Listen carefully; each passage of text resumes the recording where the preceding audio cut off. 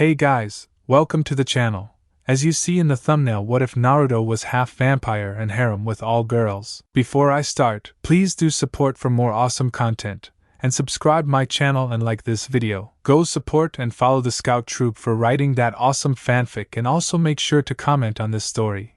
Link in the description. Recap. Some time ago, Earth was devastated by the power of the Forbidden Grimoire, which was triggered by a bomb after its host, who was a schoolgirl named Ritsuka Tachibana, was killed by the Exorcist Society, who became fearful of what will happen if the vampires or devils gets their hands on it. If that happens, one faction and humanity will be annihilated in the process. To the Galactic Empire, they discover it was Kotori Shirakawa and the Sith Empire that orchestrated the entire thing. Some time ago, when Ritsuka was still a baby, Kotori secretly implanted a bomb into the grimoire, giving the bomb enough power to devastate the entire planet to ruin.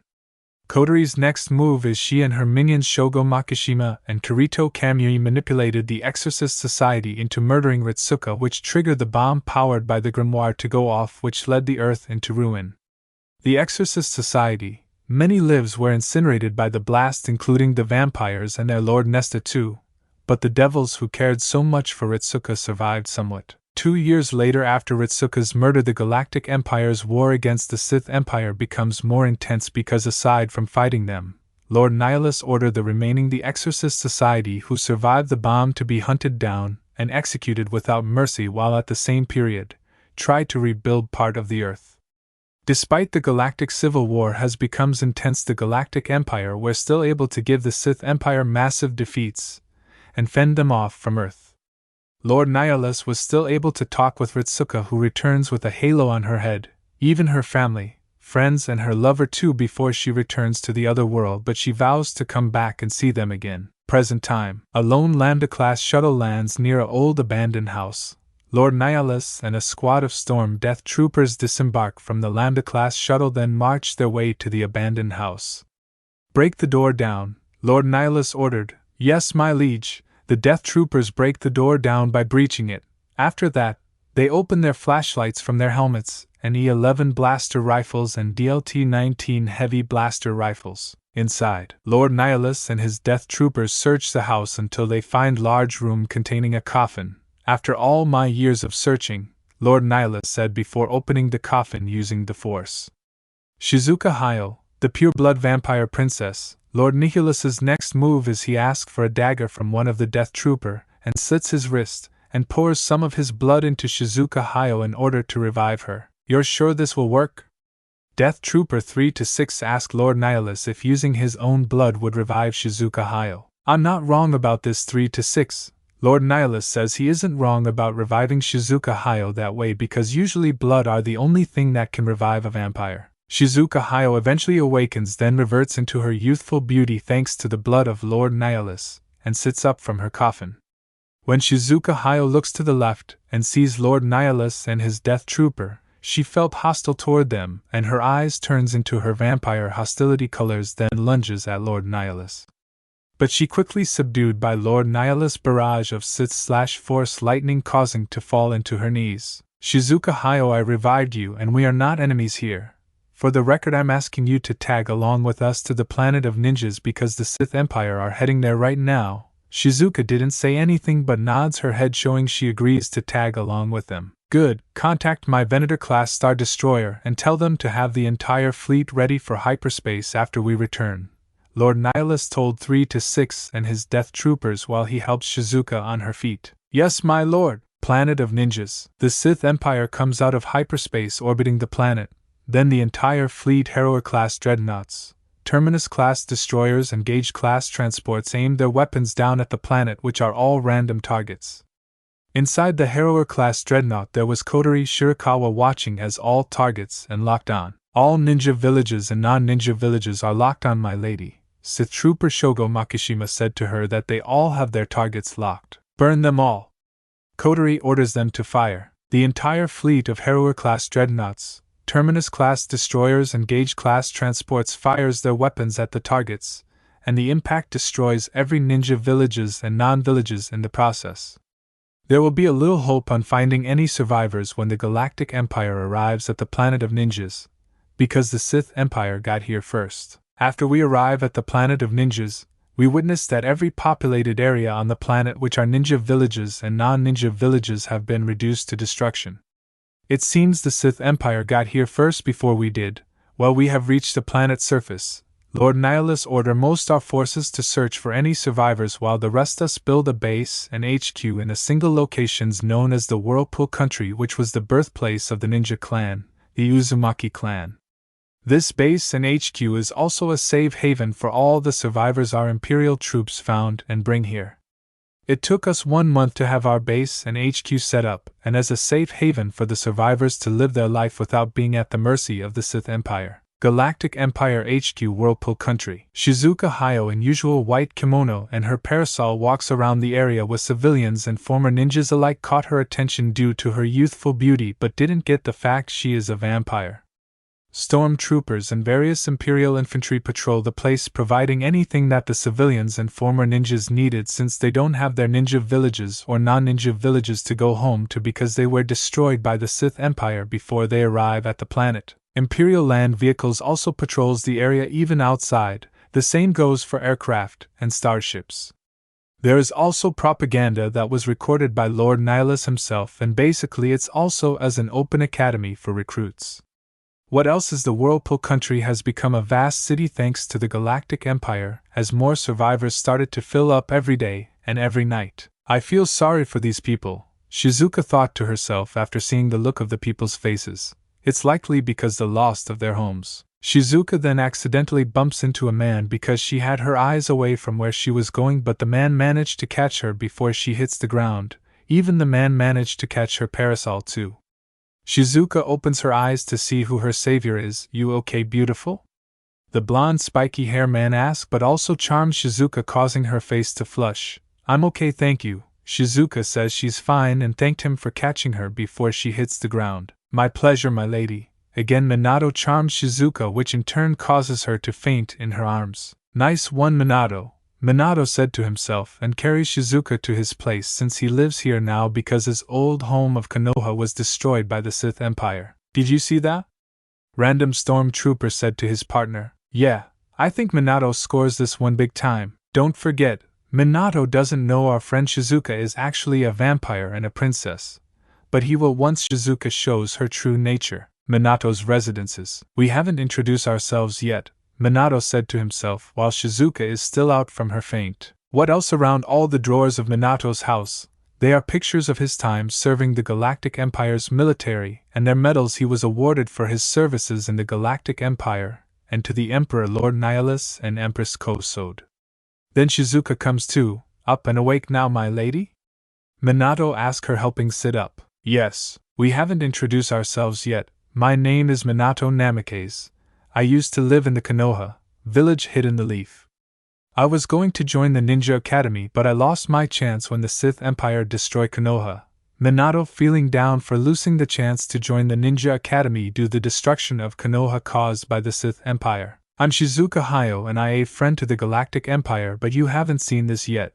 Minato turns to see what Shizuka meant by that. Shizuka shows her vampire fangs and her eye colors whenever she goes to her vampire side. So you're a vampire? Yes, Minato, and I'm pure-blood vampire princess. What Shizuka said made Minato realize she is royalty. Despite that, I can choose who I want to fall in love with, Minato, because there are no vampires to make the rules for me. Lord Nihilus told me I can decide for myself. That means there are no rules for whom Shizuka Hayo wants to fall in love with. By the way, you served in the Galactic Empire's military? Shizuka asked because she was curious after seeing the stuff standing in his drawers. Yeah, I did, Shizuka.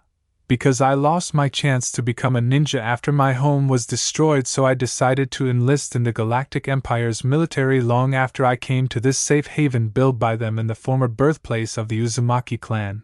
Minato decided to think back during the time of when he was in Galactic Imperial recruit, and tell it all to Shizuka while she is still here with him. When Minato and Shizuka look at each other in the face, both of their faces flush red, feeling a little embarrassed right now. Emperor's Palace, Whirlpool Country. That's kind of nice, to see Shizuka with a former inhabitant of Konoha, Lord Nihilus, sitting in his throne with his wife and Empress Kosode while monitoring Shizuka with Minato. You haven't forgotten that Minato was serving our Galactic Empire before he retired, Kosode reminding him of Minato's service to the Galactic Empire sometime in the past. I know Kosode, you and I both rewarded him a medal of being a hero even valor. Lord Nihilus mentions that they awarded Minato a medal of being a hero even valor. Galactic Empire Whirlpool Country some time ago. Minato Namikaze walks around exploring the haven that the Galactic Empire built for the survivors of the planet of ninjas. Minato is also wearing a Konoha ninja headband. Oh, he never joined the Ninja Academy. He took that from a fallen ninja after the Sith Empire destroyed Konoha. Minato then sees the recruitment of the Galactic Empire after hearing propaganda from Lord Nihilus. Minato then approaches the Imperial officers who are standing at the desk waiting for anyone who wants to enlist in the Galactic Empire Imperial Military. I wish to enlist in the Galactic Imperial Military. Minato told the Imperial desk officer that he wants to enlist. Okay, what you want to be in the Galactic Imperial Military? He asked what course that Minato wants to take in while in service. I want to be a pilot, Minato answered. It's likely he likes to be in the air doing dogfights. Okay, your full name please. Minato Namikaze. I take it that you're from Konoha based on that ninja headband. Oh, I'm not a ninja because the Sith Empire destroyed my home village before I had the chance to join. So I took that from a fallen Konoha ninja. Minato tells the Imperial desk officer where he got the ninja headband. Very well then, Minato. Report that the Transport Sentinel class shuttle that will take you and the rest of enlistments to Imperial Flight Academy. The officer hands Minato's enlistment card to him, then Minato heads to the transport. Years later, Minato Namikaze is now a full-trained TIE pilot, now piloting a TIE Brute, also engaged in battle against the Sith Imperial Squadron. He managed to destroy one ISF interceptor, but in the process his TIE Brute was damaged. Now he's flying out of control toward the Quasar Fire-class cruiser carrier. Yeah, I know we lost the rear stabilizers, Minato said to his co-pilot after being warned by him, while he attempting to control his steering. No, we are not ejecting out of here. Minato refuses the option on ejecting from his TIE Brute just to save the both of them. You know what? This conversation is over. Minato turns off communications to his co-pilot after getting tired of hearing his co-pilot giving him too many warnings about their situation. Come on! Minato tries to control his steering, but his helm control malfunctions. He was able to make it back to the Quasar Fire-class cruiser carrier but ended up crash landing inside, damaging most of the other TIE fighters and TIE Brutes stored there. Later on, Minato, back in his black Imperial officer uniform with a bandaged left eye that he sustained when he crash-landed his TIE Brute, is being debriefed by various high-ranking Imperial officers. Lord Nihilus and his wife Kosode is there as well. Even Lord Nihilus's adopted sisters, Sakuya Ai Tsurugi and now Yasamori, are present as well. TIE pilot Cadet Minato Namikaze, we, the Emperor and Empress, have no idea if you are brave or klutzy based on what you just did, Arinda Price said to Minato. She and the high-ranking officers seems to be displeased about Minato's actions. Hey Main, fellow Imperials, my Emperor and Empress, I wasn't trying to be a hero. If I haven't got back into formation, that ISF interceptor would have wiped out my squadron, then go after our Quasar Fire-class cruiser carrier next. Minato speaks out his excuses to defend his actions. Just because that Sith Imperial pilot fights like Ace Pilot, and in your vocabulary, that Ace really needs to go, Empress Kosode says, like that's Minato's reason for going after that ISF interceptor in the first place instead of going back into formation in his TIE squadron. Yes, my Empress, Minato answered her before Lord Nihilus, who was going to talk to him now. But still, not obeying orders does not comply to my Galactic Imperial Navy, or in the ground Imperial Force Ether. So Minato, I'm expelling you from your service as a TIE pilot, and you'll be doing infantry work to continue your service to the Galactic Empire. Lord Nihilus expelled Minato from his role as a TIE pilot and transfers into infantry work. So which campaign or battleground I'll be participating in, my Emperor? In the battle of what was Amigakure, the Rain Village. Lord Nihilus answered that battle that Minato will be participating in is the place of what was originally was Amigakure, the Rain Village. Ruins of Amigakure. Minato, now a wet weather storm trooper armed with a DLT-19 heavy blaster, runs into battle with his fellow wet weather storm troopers and mud troopers against not the Sith Empire, but against former Amigakure ninjas who went insane after losing their homes to the Sith Empire when they destroyed it. So now these former Amigakure ninjas bought some A-15 Searing blaster rifles from the Sith Empire. Either way, despite the Galactic Imperial forces are talking casualties, but the former Amigakure ninjas are the ones talking more casualties because they never purchase any military vehicles from the Sith Empire. Sheesh, did anyone else in our planet really went insane like them? Minato asked himself whether the former Amigakure ninja are the only ones who went insane after the destruction of their homes. Minato still keeps shooting his DLT-19 heavy blaster rifle at blaster-wielding Amigakure ninjas. AT-ST Walkers arrives to give Galactic Imperial forces the upper hand against the former Amigakure ninjas. Now we're talking. Minato then used his DLT-19 heavy blaster rifle to block a former Amigakure ninja who tries to slice him in half with a katana sword. Minato fights back using any ninja training he had while in Imperial service. Minato jumps, flips, and lands a punch on the former Amigakure ninja, causing a single teeth to fly off. The Amigakure ninja attempts to slash him again, but Minato counters with the sword clap before kicking him right in both arms, causing him to drop the katana sword. Minato then punches him 5 times in the gut before finishing him off with a jump spin kick directly to the face. Minato then watches as Galactic Imperial forces press forward with more AT-ST Walkers, 2 M-Saber-class repulsor tanks, TIE crawlers, Juggernaut tanks, and TX-225 combat assault tanks. Minato then picks up a binocular from a fallen mud trooper and sees what's going on in the front line. I guess that means victory is ours then, Minato said while watching as the remaining former Amigakure ninjas fall back before surrendering to the Galactic Imperial forces. Minato then whacks a Amigakure ninja directly to the face after failing to sneak up on him. Oh, one more thing! Minato grabs the flag of the Galactic Empire and waves it around, making everyone around him cheer for their victory. Long after the battle in the ruins of Amigakure, Minato finally returns to his role as a TIE pilot, but this time without causing any more damage to anything anymore. Well, Minato did do more simulations and hope that he doesn't make any more damage when comes to battling the Sith Empire or anyone else in the planet of ninjas. Minato no longer pilots the TIE Brute because he said he wanted a single-pilot TIE, so he picks the TIE Interceptor. Minato eventually becomes a better TIE pilot without causing any more damage, which is collateral damage to the Galactic Empire. He did participate in another battle, but this it's in what was Iwagakure, the Stone Village. The opposing force is this time the Sith Empire, and Minato gave the Galactic Empire air support. Like Amigakure, the Galactic Empire won the battle. Minato is alone piloting his TIE Interceptor but keeps in touch with the Galactic Imperial fleet back home. Where is he going is the ruins of his old home of Konoha. Nothing has changed about it since it's still just ruins. I've seen enough here. It's time for me to return to my new home. Minato turns his TIE Interceptor around and flies back to the Whirlpool country. Minato's POV. Okay, after I return home, out of nowhere I was awarded a Medal of Valor because Lord Nihilus sees me as a hero in that battle of Amigakure. Probably it's because I'm the one who raised the flag of Galactic Empire and waved it around after we won the battle in the ruins of Amigakure, that's for sure.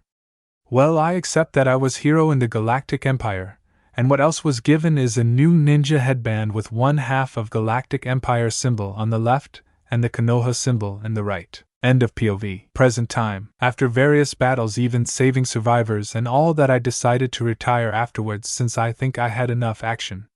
So I returned to my normal life. Minato tells Shizuka what followed up after that. Will you ever go back? Shizuka asked him if ever wanted to go back into Imperial service. If the Galactic Civil War ever found its way here, then I will return to service to protect not just my home, but the people I loved in life. Shizuka flushed red after hearing that line, because it could be her that he's also trying to protect. Shizuka then leans her head on Minato's shoulder, and he throws his right around her. Galactic Empire HQ, Whirlpool Country. Probe droids searching all over the place for any sign of hostile activity, but unlikely that there will ever be any hostile activity anyway. In the meantime, the very interesting part is Minato and Namikaze beginning a relationship with their friend Shizuka Hayao, and they are out on a date.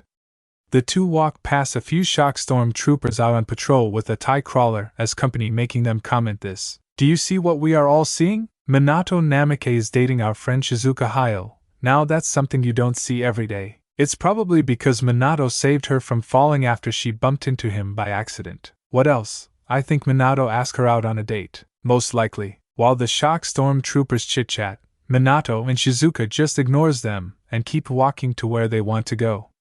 Let's step outside the haven where the lake is. Minato tells Shizuka that they will go to where the large lake which is outside the city. Yes, Minato. Shizuka agrees to go there with him. Outside there are also Imperial Scout troopers out there to keep a watchful eye from the Sith Empire or any other kind of enemy that means to do them harm. Well, after seeing Minato and Shizuka together, they kindly step aside and leave them alone.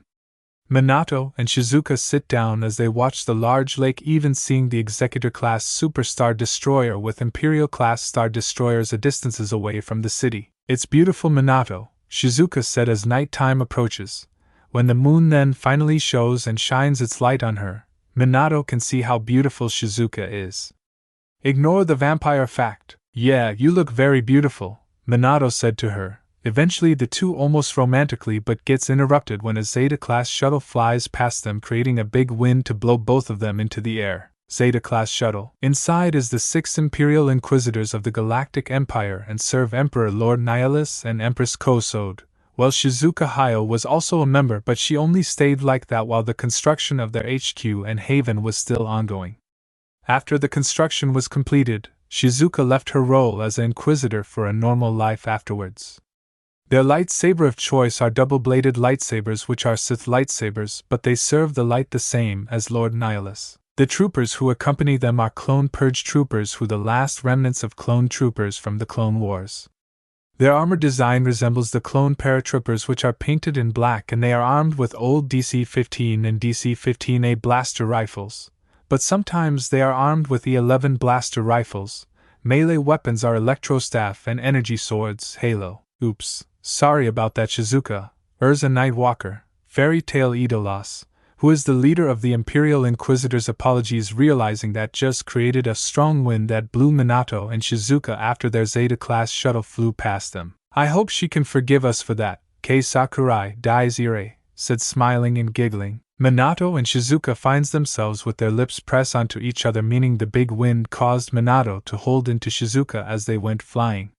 When they landed, both of their faces landed on each other. Shizuka blinked her eyes twice after feeling that and flushed red.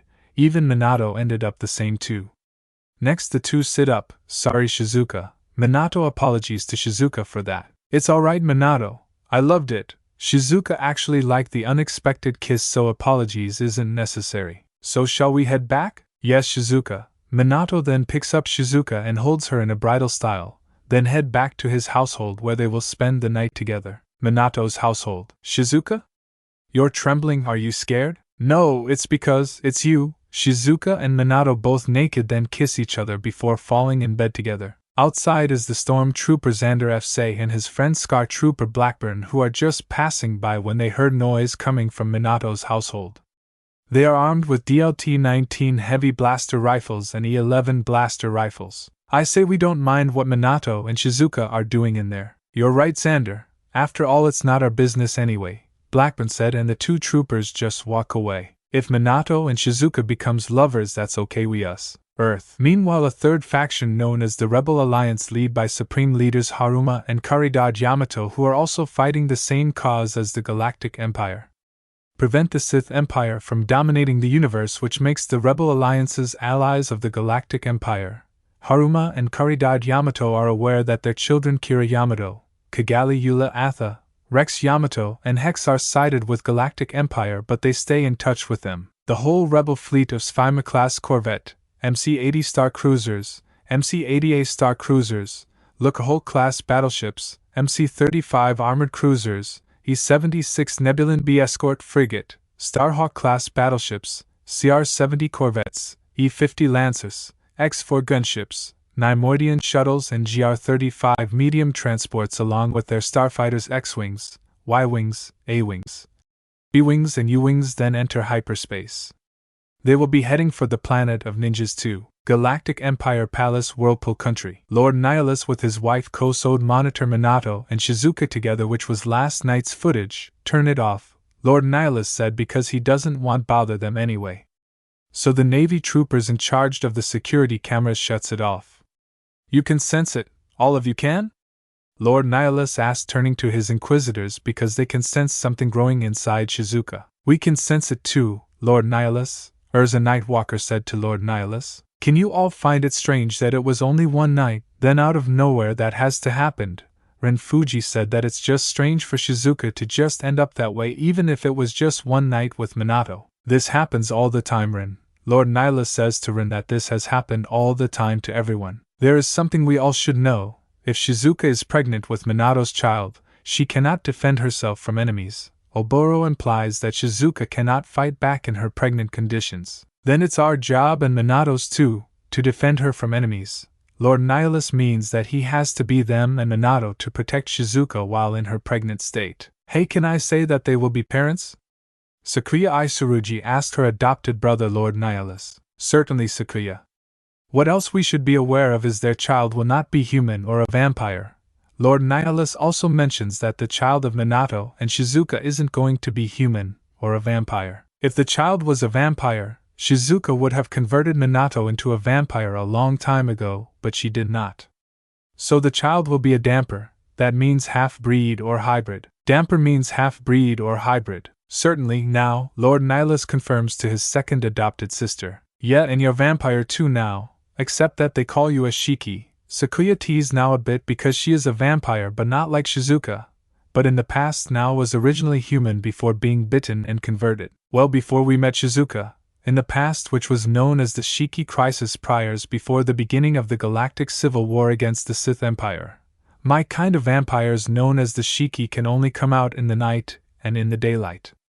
Soon after I was captured along with the others, we are restrained to die in the shine of the sun. That's until we intervene by using the Executor-class Superstar Destroyer to block the light of sun.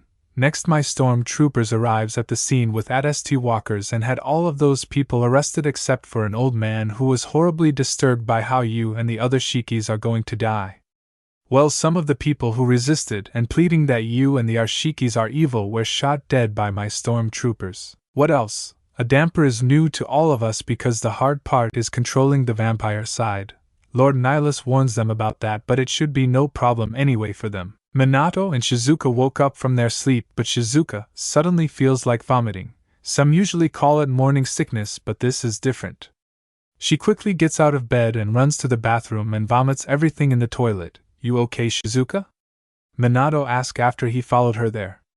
Shizuka didn't answer until she puts her hand on her stomach and used the force to check if she is what Lord Nihilus and the other Inquisitors believe she is. Minato, I'm expecting, Shizuka answer after sensing through the force that she's going to be pregnant with their child. Shizuka, Minato only throw his arms around her. This means he will accept the fact that she is pregnant. Minato, I didn't tell you this before. I used to be an Inquisitor for the Galactic Empire. I only stayed a member while the construction here was still ongoing. After the construction was completed, I left for a normal life. Shizuka now reveals that she used to be the Galactic Empire's Inquisitor before leaving for a normal life long after the end of the construction. It's okay, Shizuka. You and I will have a family together now. We'll also be parents now. Minato says he will be the father of their child if he can survive long enough to do that. Wave Country. What's left of it? The remnants of the inhabitants of the Wave Country, including a young girl with blue long hair who was orphaned assuming her parents, and the rest of her family perished when the Sith Empire bombarded the planet, watches the fleet of Harrower-class dreadnoughts, Terminus-class destroyers and Gauge-class transports escorted with ISF interceptors, B-28 extinction bombers and VX-9 Mylock gunships hover the skies and flies above them. The Wave Country inhabitants, including the orphan girl named Tsunami, get back inside to hide from the Sith Imperial fleet, assuming they are about to deploy their ground forces. Even if they did, it's better they do as they say or be shot dead at the hands of their Sith troopers if they didn't. If there is anyone out there who can help us, Tsunami whispered to herself, hoping that there is anyone who can save them.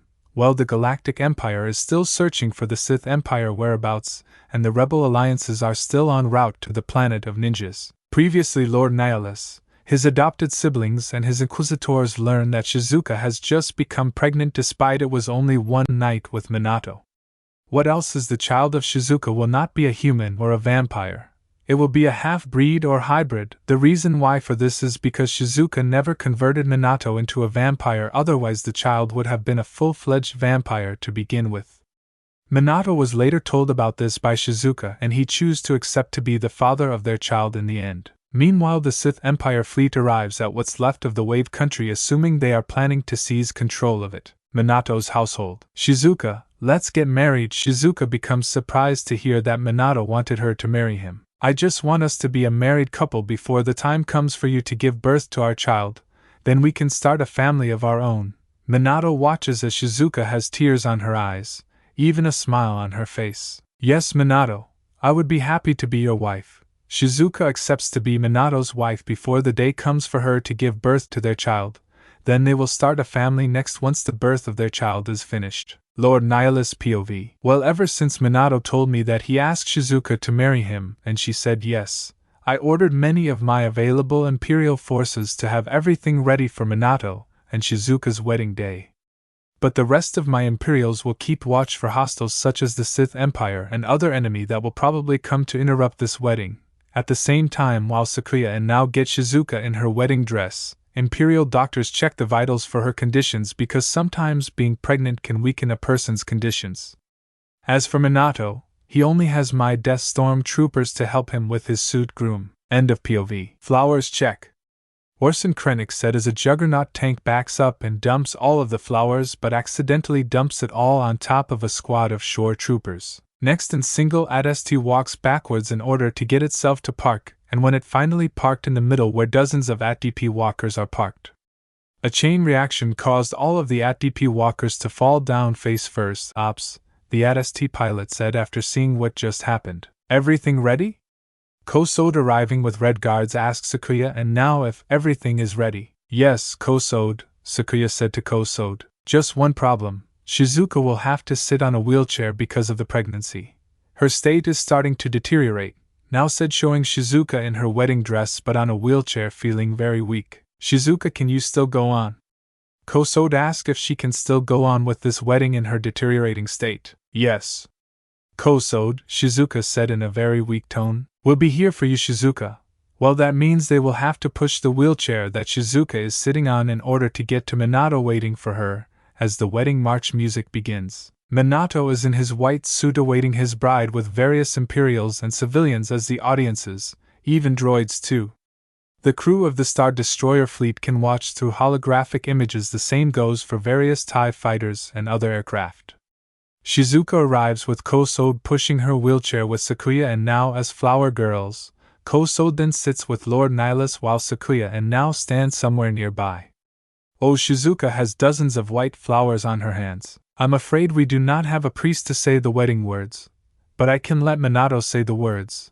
Lord Nihilus tells everyone that Minato will have to say the words, so Minato get on his knees and hold Shizuka's hand. But let me say these words first. People of the planet of ninjas and my people of the Galactic Empire, we are all gathered here today for the celebrations of these two newly wedded couple who will be together with their child, assuming a vampire can grow old and die for sure. The audiences only laughed a bit for that last part that Lord Nihilus uttered, which was only a joke. Now to the wedding vows. Do you, pure-blood Princess Shizuka Hayo, take Minato Namikaze as your newly wedded husband until death do us apart? I do, Shizuka said with tears of joy in her eyes, now her turn to say the wedding vows. And do you, Minato Namikaze, take pure-blood Princess Shizuka Hayo to be your wedded wife until death us apart? I do. After that, Lord Nihilus used the Force to give the wedding ring, which has a purple diamond that resembles Kyber crystal that originally powers up a lightsaber, which Minato grabs, then slip it in Shizuka's finger on the right hand. We now present you as husband and wife.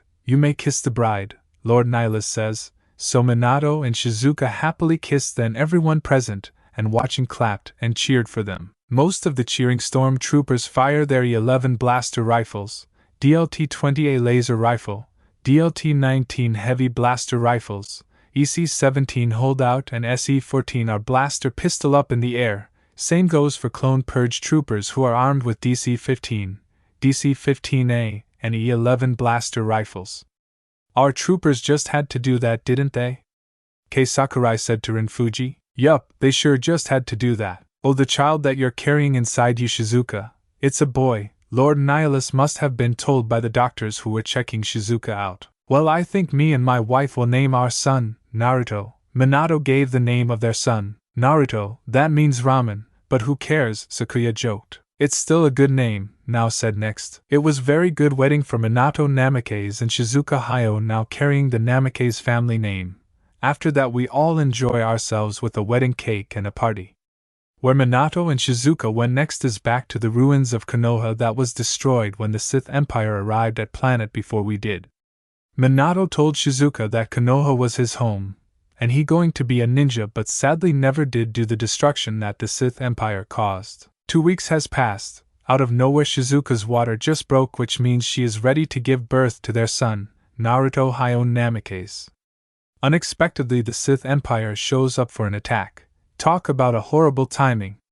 No matter, we fight back and try to fend off the Sith Empire invaders while Shizuka gives birth to Naruto. End of log. Battle of Whirlpool. Dozens of various TIE fighters deploy into battle against the Sith Empire's ISF interceptors, Venator-class Star Destroyer, Imperial-class Star Destroyers, Victory-class Star Destroyers, Tector-class Star Destroyers and the Executor-class Super Star Destroyer against the Sith Empire's Harrower-class Dreadnoughts, Terminus-class Destroyers and Gauge-class Transport. On the ground stormtroopers and various Imperial troops armed various blasters and snipers and rocket launchers against the Sith troopers, Sith war droids 1 Malawin Kwacha and their crawler tanks. Both sides have inflicted casualties. Lord Nihilus and his Inquisitors arrived just in time to give their Imperial force the upper hand. May the Force be with us all.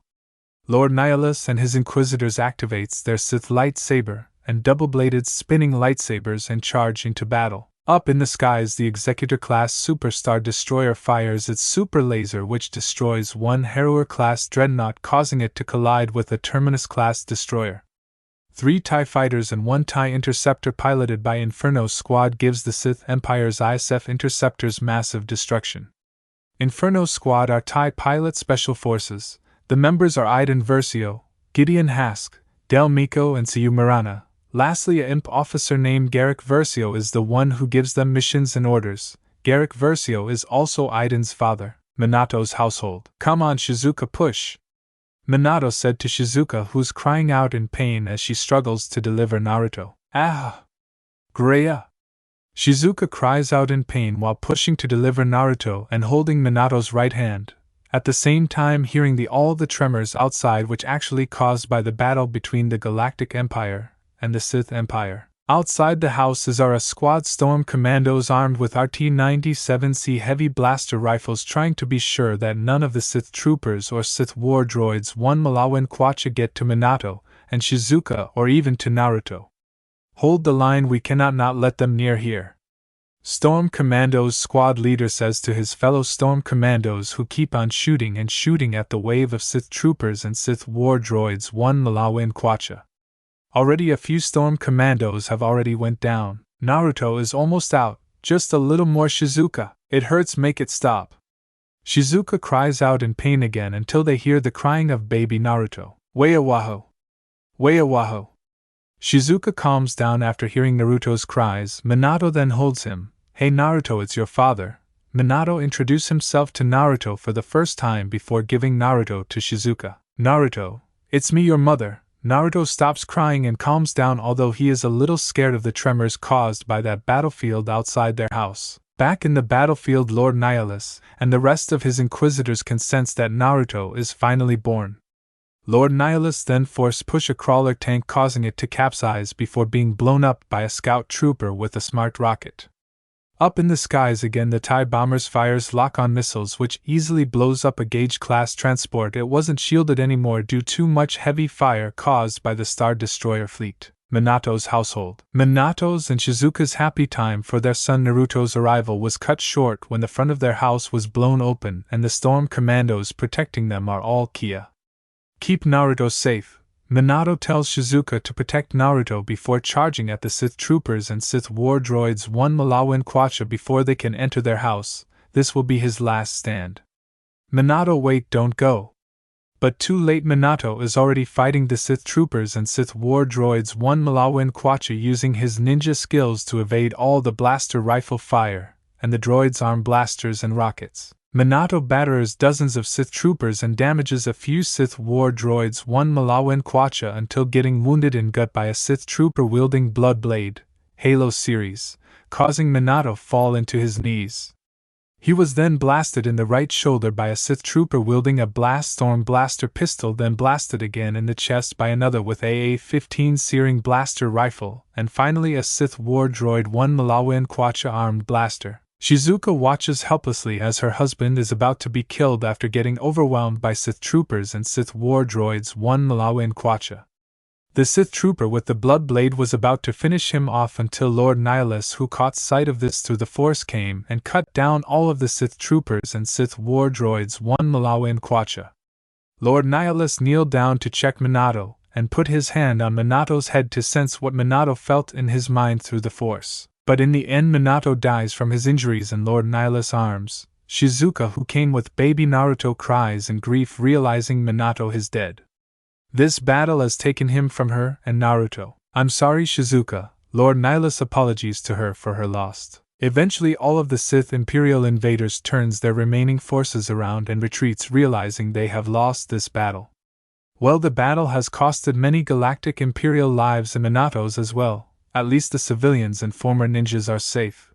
Because of his death, Naruto will never get to know his father, and will grow up without him. Plus Shizuka will have to raise him all on her own. We may have won that battle and fend off the Sith Empire, but we lost a lot of our forces, including our friend Minato Namikaze. While we attend a funeral for those we lost, including Minato, Shizuka Hayo was deeply affected by the loss of her husband. She knows that Naruto will never get to know his father, and she will have to raise Naruto all on her own. Lord Nihilus noted to her she won't be alone on raising Naruto. As long as we are here, we'll help her raise Naruto. Well, we succeed on helping Shizuka Hayo raise Naruto, which lasted for 9 years. While Naruto did gain some knowledge about his father Minato, we also reminded Naruto about his damper side, which means he have to learn to control both sides. It's Naruto's choice whether he wants to feast on blood or not. The only time we've seen him drink blood is out on his mother's vampire blood. Shizuka noted to us that only way to control the vampire instincts is to drink the blood of a pure-blood vampire. But that was actually for humans who converted to a vampire. Naruto chose to enlist in the Storm Trooper Corps as well. End of log. Galactic Empire HQ/Haven City, Whirlpool Country. 9 years later, Naruto in Storm Trooper armor wielding a DLT-19 heavy blaster rifle alongside other newly Storm Troopers recruits runs in the training course. Then again Naruto picks up pace and managed to finish before the others can. Naruto then collapsed on his knees feeling tired before being approached by the Storm Trooper Captain Kira Yamato and his friend TIE pilot Yoshi. That was so not your vampire speed, was it, Naruto? Kira asked if that was Naruto running that fast because of his vampire side. No, Captain, that was all me. Naruto tells Kira and Yoshi that was all him and not his vampire side. Sometime after growing up a bit, Naruto decided to join the Imperial military because his late father Minato was on it. Naruto chose Storm Trooper Corps. So far he did just fine using both his vampire and human instincts. At the same time he injects himself with a serum to control himself and his vampire side. Ever since he drank his mother's blood he was starting to become disgusted by it, and only preferred to be human. Now once more he injects himself with that serum, still preferred to be human. Yoshi asked him if Naruto wants to be human. I prefer choosing my human side. Naruto corrects him. He chooses his human side over the vampire side. Hey, don't forget that you're a damper, which means hybrid. I know, but still choose my human side, and I always inject this serum to keep my vampire side in check. Later on, Naruto, back into his civilian clothes, Naruto Shippuden clothes, returns home after that long day of training at the Galactic Imperial Academy Storm Trooper Corps. Naruto enters the old house of his late father Minato, and is greeted by his mother preparing tonight's meal. Ramen, Mom? Naruto wondered after his mother placed the bowl full of ramen on the kitchen table. You always liked that stuff, Naruto. Shizuka reminded him that he always loved that stuff. Yeah, I do, Mom. Naruto began feeding on the ramen. How was your day? The training this time is about how far can we stormtrooper recruits run while holding any kind of heavy blaster rifle and reach the finish line. Naruto tells her what the training he took part was about today. Kira and Yoshi wondered if that was my vampire speed because I ran faster than the other stormtroopers. But it wasn't, that was all me, I just can run faster than the others. Has ever crossed your mind it's probably that of a ninja? Ah no, it hasn't. Wave Country, Sith Empire territory. Tsunami, now an adult, like her first appearances in the series, watches outside her house as Sith troopers, armed with CD-36 blaster rifles, Sith war droids 1 Malawin Quacha with their crawler tanks patrols her area while VX-9 Mylok gunships patrol the skies. Lastly, Harrower-class dreadnoughts have spotlights shining down each area of the Wave Country. Already a few civilians have been shot dead for trying to resist them. They destroy those dead bodies with grenades/thermal detonators because they don't even know what to do with them anyway. Please it stop already, Tsunami tearfully said to herself. She couldn't stand the Sith Empire's doings any longer. Flashback. A young Naruto cradles himself into his mother and licks her neck. He's the intention of drinking her blood. Naruto then sinks his fangs on his mother's neck and drinks her blood. Tell me, Naruto, does my blood taste good? Naruto stops what he was doing to look at his mother and answer her question. Why would you want to know? Naruto asked before drinking his mother's blood again. Early years Naruto has also become intoxicated by his mother's beauty and in turn causes him to lust for her blood. Well, that's most likely due to his vampire side. But in time a serum was created by the Galactic Empire for Naruto to suppress his vampire side and stay in his human side, being damper, which there are two sides in there. Naruto really never wants to drink blood ever again, but sometimes everybody will ask him to drink blood in order to survive painful or fatal injuries, and he won't have much of a choice. Sith troopers Shogo Makishima and Kirito Kamui watches as all the inhabitants of the Wave Country including Tsunami are rounded up together by force caused by fellow Sith troopers and Sith war droids 1 Malawin Quacha. That's all of them. Shogo asked a random Sith trooper if that's all of the inhabitants they rounded up. Yes sir, this all of them. The rest have been killed off by our forces. Very well then. Shogo then pulls out an hollow image of the Sith Empress Kotori Shirakawa to deliver a message to the inhabitants of the Wave Country.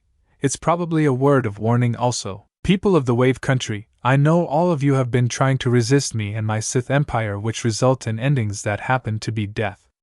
As long as we control this territory, you people do as we say. Continue to resist me and my Sith Empire, then you will suffer the same fate as the others. Kotori then force chokes some random guy to death as an example before ending the message. Tsunami, horrified in tears after witnessed the death of the random guy that Kotori just force choked to death.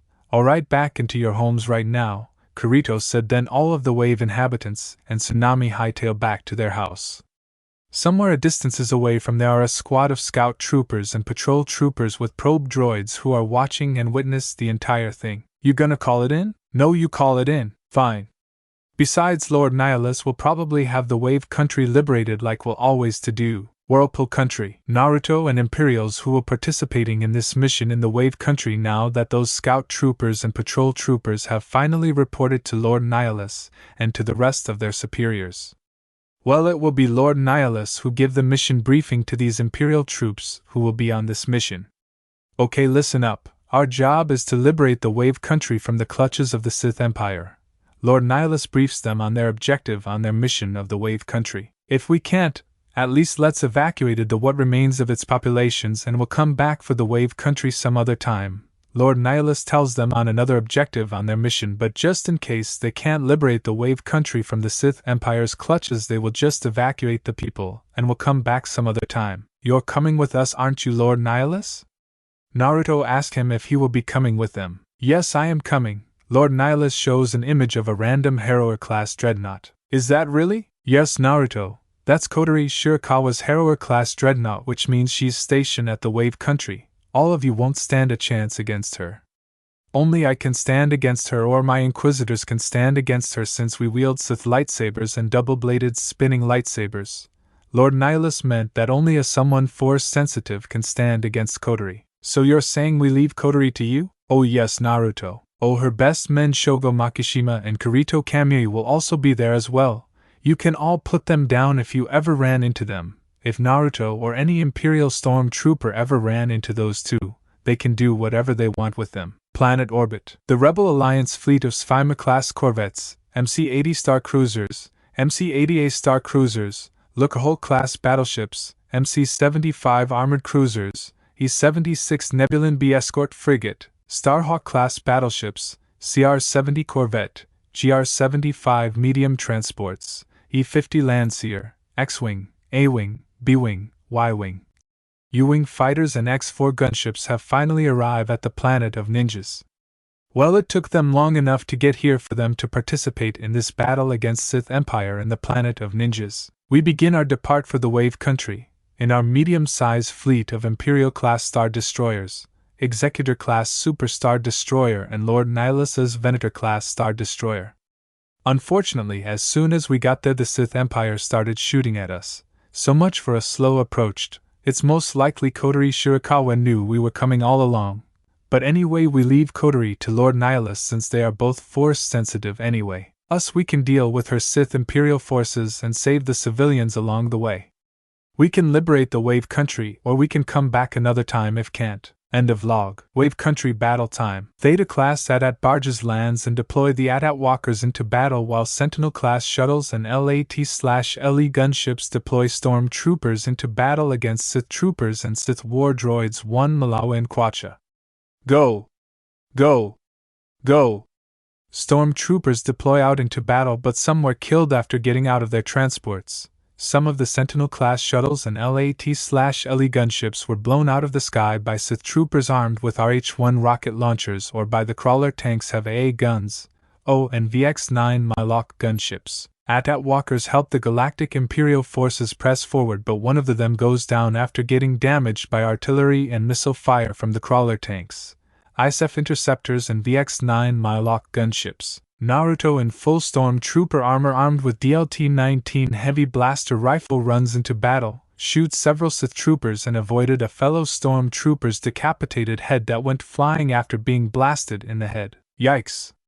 Naruto commented after seeing that happened.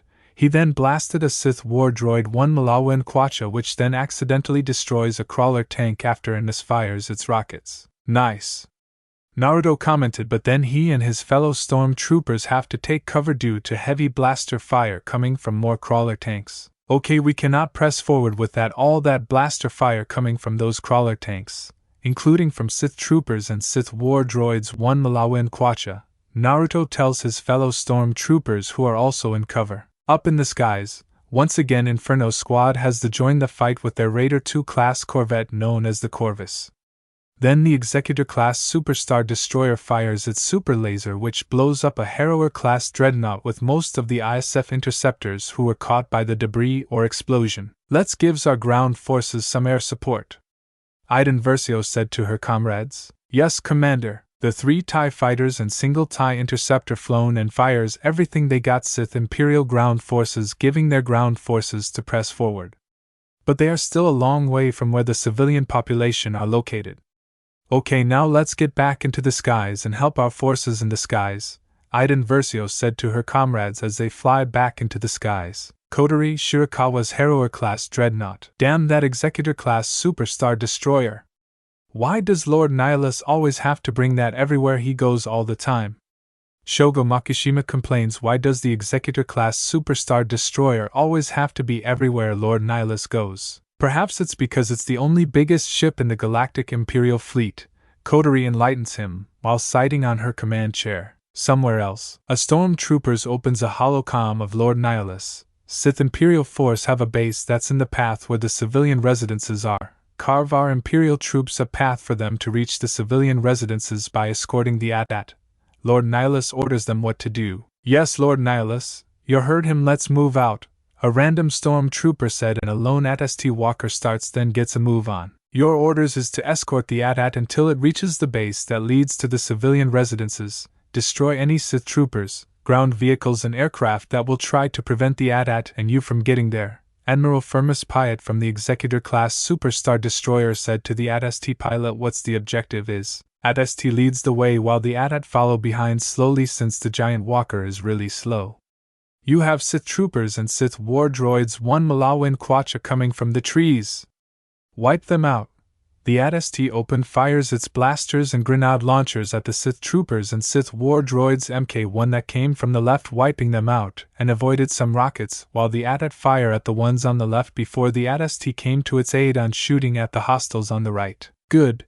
These Sith troopers are nothing but a distraction to you. Keep pressing forward to the base. Taking it will help carve path to the civilian residences for our forces to enter, Lord Nihilus said as a Harrower-class dreadnought appears up in the skies as the AT-ST continues to lead the AT-AT to the Sith Imperial base. AT-ST press forward with the AT-AT following behind, until ISF interceptors coming their way. You got incoming ISF interceptors, they're too fast for your blasters, use your missiles to take them out before they take you and the AT-AT out.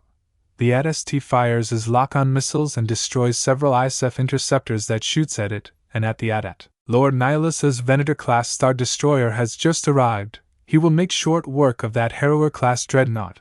Lord Nihilus's Venator-class Star Destroyer opened fire at the Harrower-class dreadnought, while the AT-ST on the ground continues the AT-AT to the base that carved them a path to the civilian residences. At the same time, TIE fighters, TIE interceptors and TIE bombers engage with ISF interceptors and the Harrower-class dreadnought.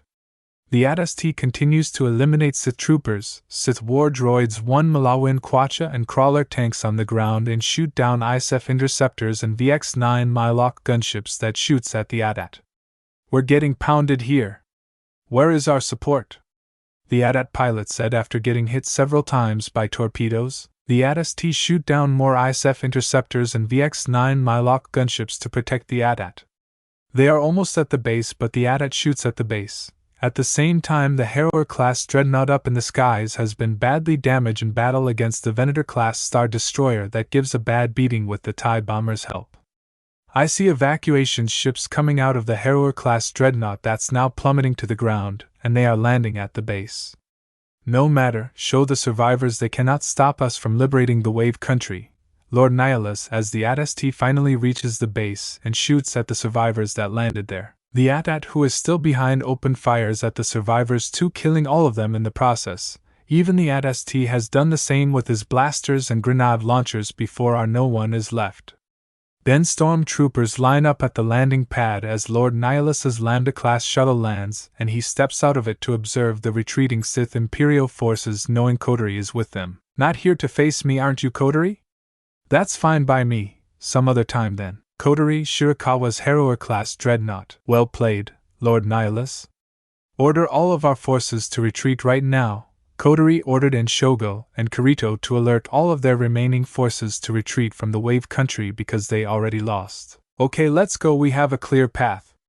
Naruto and his fellow stormtroopers then enters the civilian residences now that the AT-ST and AT-AT have given them a clear path there as the rest of the Sith Imperial forces retreats and abandon everything in the Wave Country. Civilian residences. Tsunami hears the battle has settled down, but still in a panic, she quickly burst out of her home, ran outside but bumps into Naruto, and they both fell on the ground. So far the Galactic Empire was able to drive the Sith Empire out of the Wave Country. Now Galactic Imperial forces are doing all they can to help the people of the Wave and provide them with anything they need.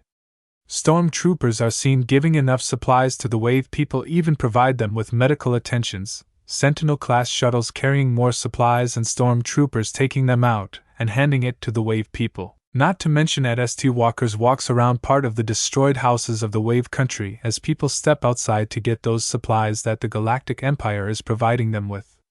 Up in the sky is the fleet of Imperial-class Star Destroyers, Executor-class Super Star Destroyer and Lord Nihilus Venator-class Star Destroyer just hovering there with the TIE fighters and TIE interceptors providing protection. Stormtroopers find the dead bodies of most of the people of the Wave pilled up together. Sith troopers must have executed these innocent people when they didn't do as they say. A random stormtrooper deduce on who caused these people to get executed. Yeah, kind of. So where is Naruto? Lord Nihilus asked his wife and Empress Kosode about Naruto's whereabouts. He's with a woman who bumped into him. Her name is Tsunami, Kosode answered him. Oh, okay.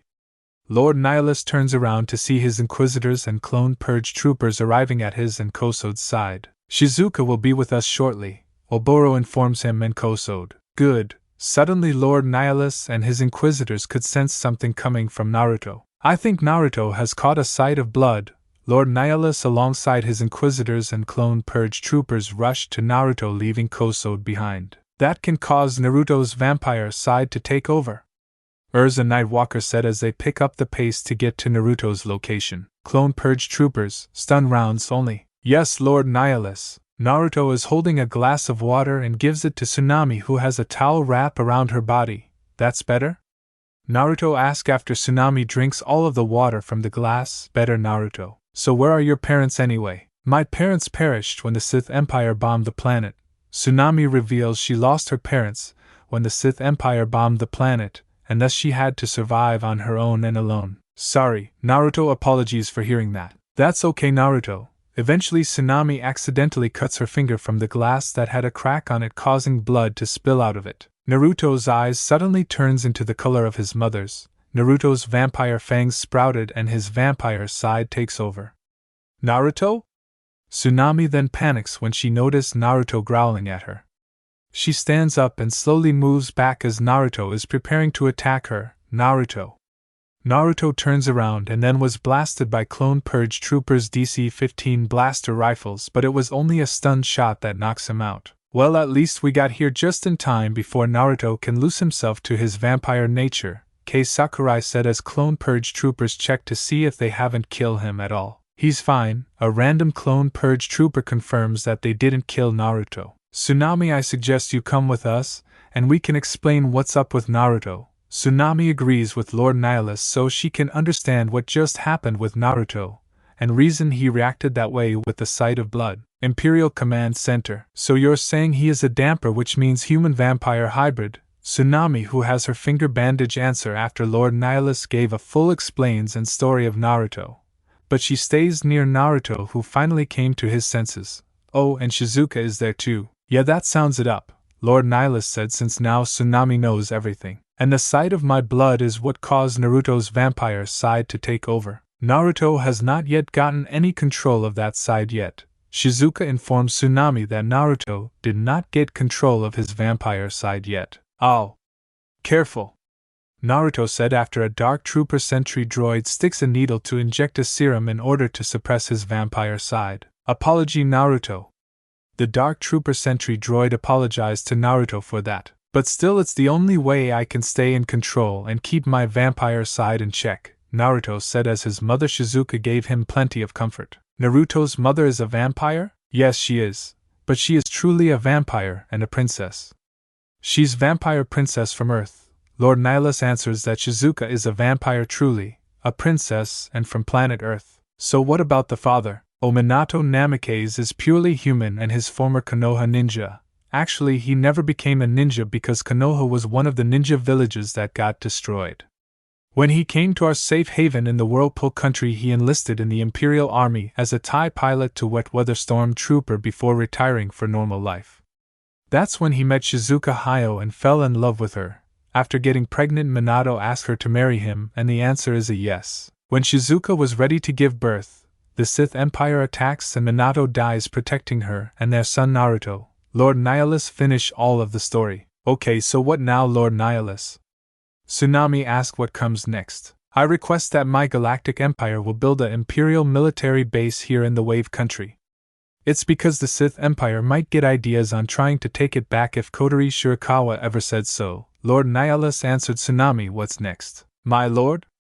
Juhir Madras approached him. What is it? The Rebel Alliance are here too. She informs Lord Nihilus that the Rebel Alliance are on the planet Ninjas 2, Galactic Empire HQ Whirlpool Country. Lord Nihilus's Venator-class Star Destroyer is the only one in front, while the rest of the Galactic Imperial Fleet stays behind them.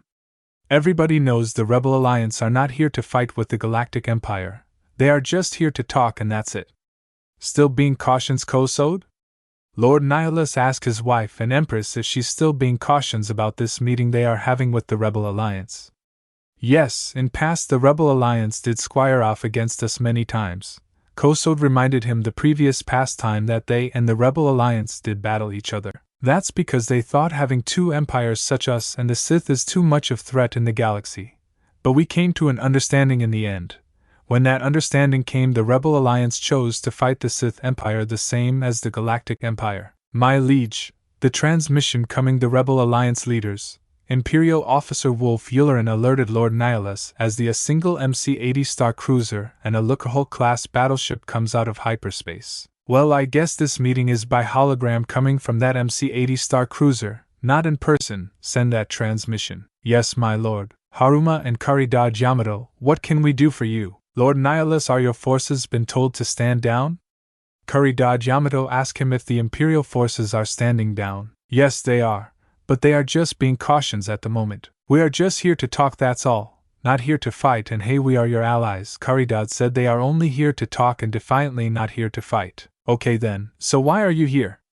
Kosode asked. Why are the Rebel Alliance here in the planet of ninjas? You and us, after fighting the same cause, Caridad Yamato answered the question. Defeat the Sith Empire and drive them away from the planet of ninjas. Lord Nihilus. Then Caridad and Haruma nodded their heads as a yes. By the way, how is Kira, Kigali, Rex and Hex doing? Caridad Yamato only asked because they have seen or talked in a while due to them joining the Galactic Empire, which caused them to separate. They are doing fine as fellow stormtroopers. Lord Nihilus shows them a photograph of them in stormtrooper armor with their helmets removed and holding their E-11 blaster rifle, DLT-19 and RT-97C heavy blaster rifles. Okay, that good news. Caridad sighed in relief that they've been doing fine without them there. How about Shizuka Hayo? Despite they weren't there, they know about Shizuka Hayo. She's doing fine with her son Naruto, who's born a damper. Lord Nihilus answers, even mentions about Naruto. We heard what happened to Minato Namikaze. He died trying to protect his family. Even the Rebel Alliance knows about what happened to Minato too, despite they weren't even there. Yeah, but Shizuka wasn't alone to raise Naruto. We were there too, to support her, and Naruto grew up just fine. He even enlisted as a stormtrooper. Kosode mentions that Naruto grew up just fine without any such problems. So what happened with the Sith Empire? Well, we did liberate the Wave Country and drive them away from there. Lord Nihilus mentions the battle and the Wave Country which they won. So where do you think they are now? That's quite a good question. Lord Nihilus wonders, where did Kotori Shirakawa and her Sith Imperial fleet retreat to anyway? Elsewhere. The Sith Imperial fleet of Harrower-class dreadnoughts, Terminus-class destroyers and Gauge-class transports arrives at the snow plains, which turns out to be the Land of the Snow. The Land of the Snow was one of the many victims of destruction caused by the Sith Empire, while those who survive went to the haven created by the Galactic Empire in the Whirlpool Country, while the rest perished in the planetary bombardment. But there are survivors who got left behind. Send our Sith troopers out on the field. Kotori Shirakawa orders Sith troopers to be deployed out in the field. Yes, my lady. Shogo Makishima send word to have their Sith troopers to be deployed out on the field. If we find any survivors? Kirito Kamui ask what to do if they find any survivors of the Snow Country. Same thing like during our time in the Wave Country. Kotori implies that they are free to terrorize anyone they encounter, like in the Wave Country. A single Imperial-class Star Destroyers hovers in orbit of the planet of ninjas, launches probe droids down to the planet's surface. One probe droid lands in the former Land of the Snow, but what it did first is crash like a meteor so nobody will even notice. The probe droid surfaces and begins searching for any sign of life in the Snow Country, if there is any, since the Snow Country is one of the many victims that was bombed by the Sith Empire.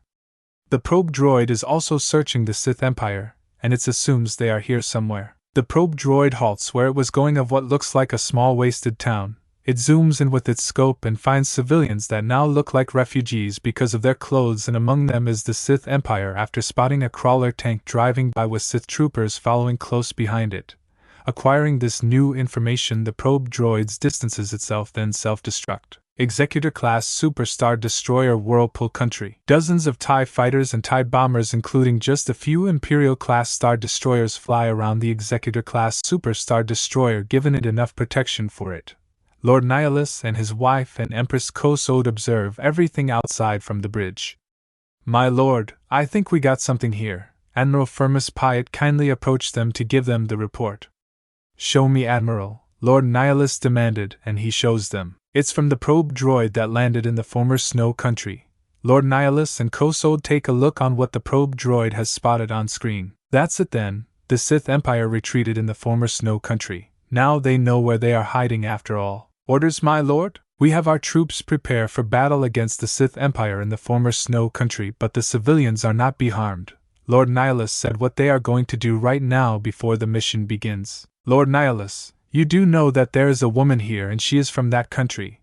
Kosode noted to Lord Nihilus that there is a woman who was originally from the Snow Country, and now she is living in their safe haven. I know, Kosode, that's going to go down, and inform her of this. Galactic Empire HQ. Naruto with Tsunami watches a film shot in the streets below. They are watching the actress Koiki Kazuhana playing the Princess Gale. The shot gets screwed up when a TIE crawler passes by, and its movement was so loud Koiki couldn't even act at all with her lines. Hey, can you drive somewhere where you won't be loud? Koiki scolds the drivers of the TIE crawler in a very rude manner. Sheesh, what is with her? Naruto asks because Koiki is being very rude.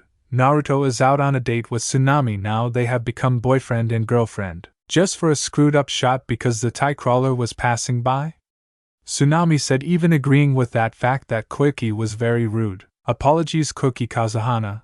We have a new mission in the former land of the snow, the TIE crawler gunner said to Koiki, who then felt surprise after hearing the land of snow. What's going in the land of the snow?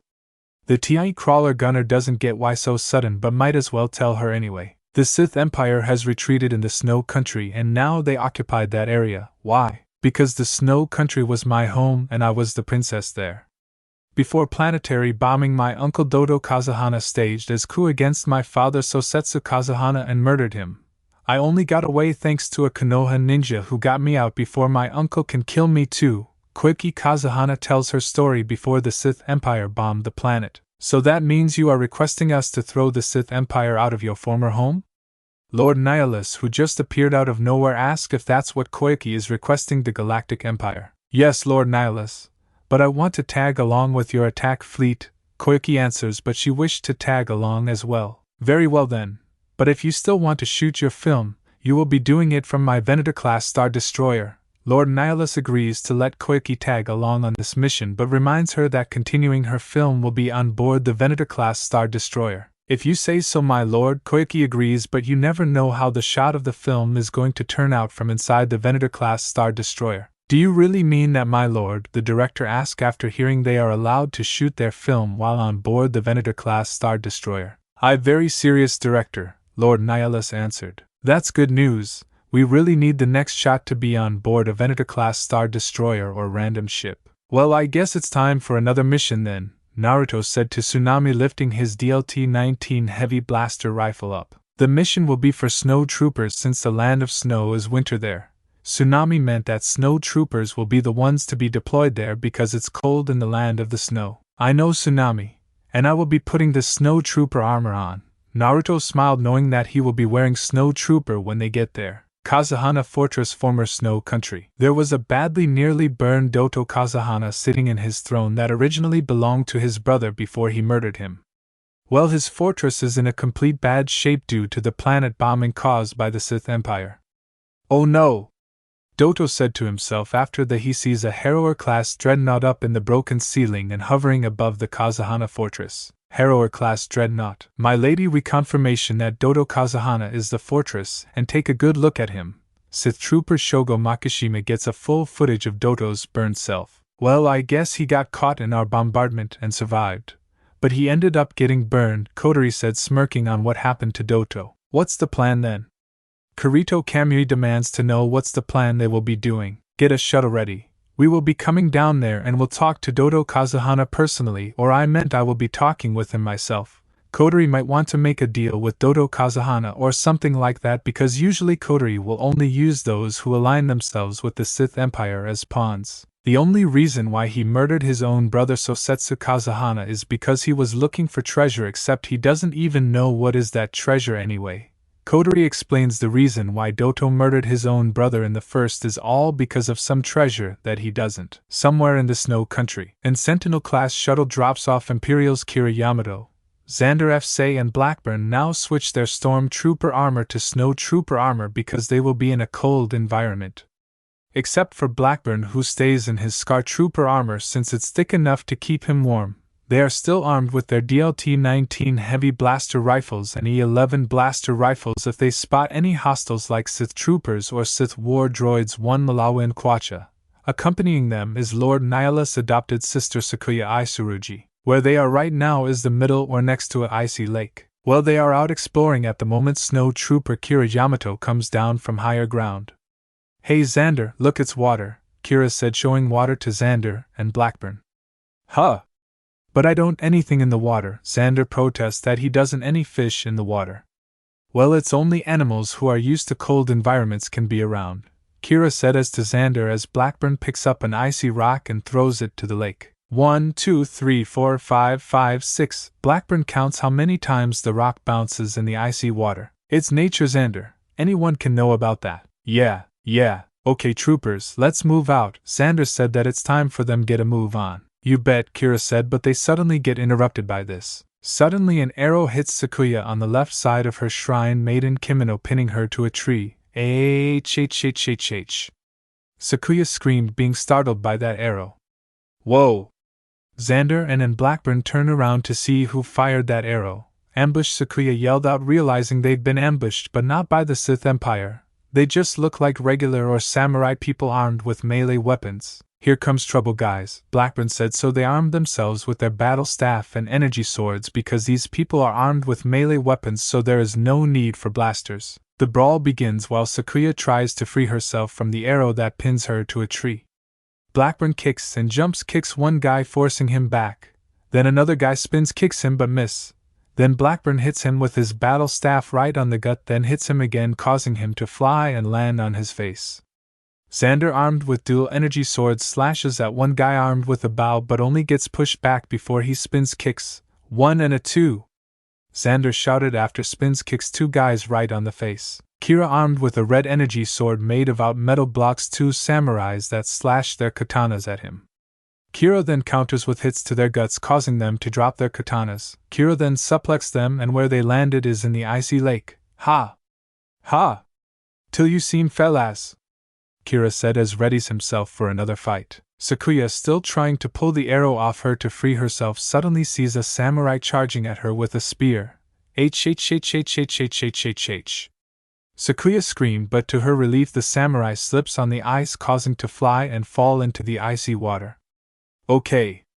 Sakuya pulls the arrow, then grabs the spear that the samurai drop and fight back against two samurais that comes at her. You like to play baseball here? Blackburn asked after knocking another samurai with his battle staff. Strike 1, strike 2, you're out of here, I love that game.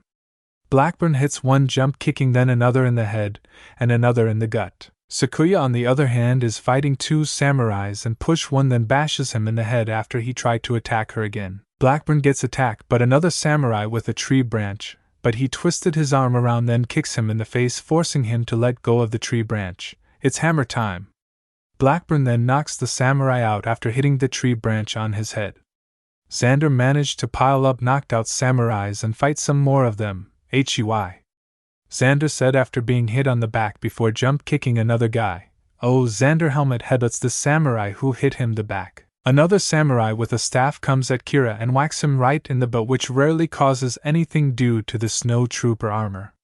Kira then kicks the samurai who hit him in the butt after dealing with the other guy.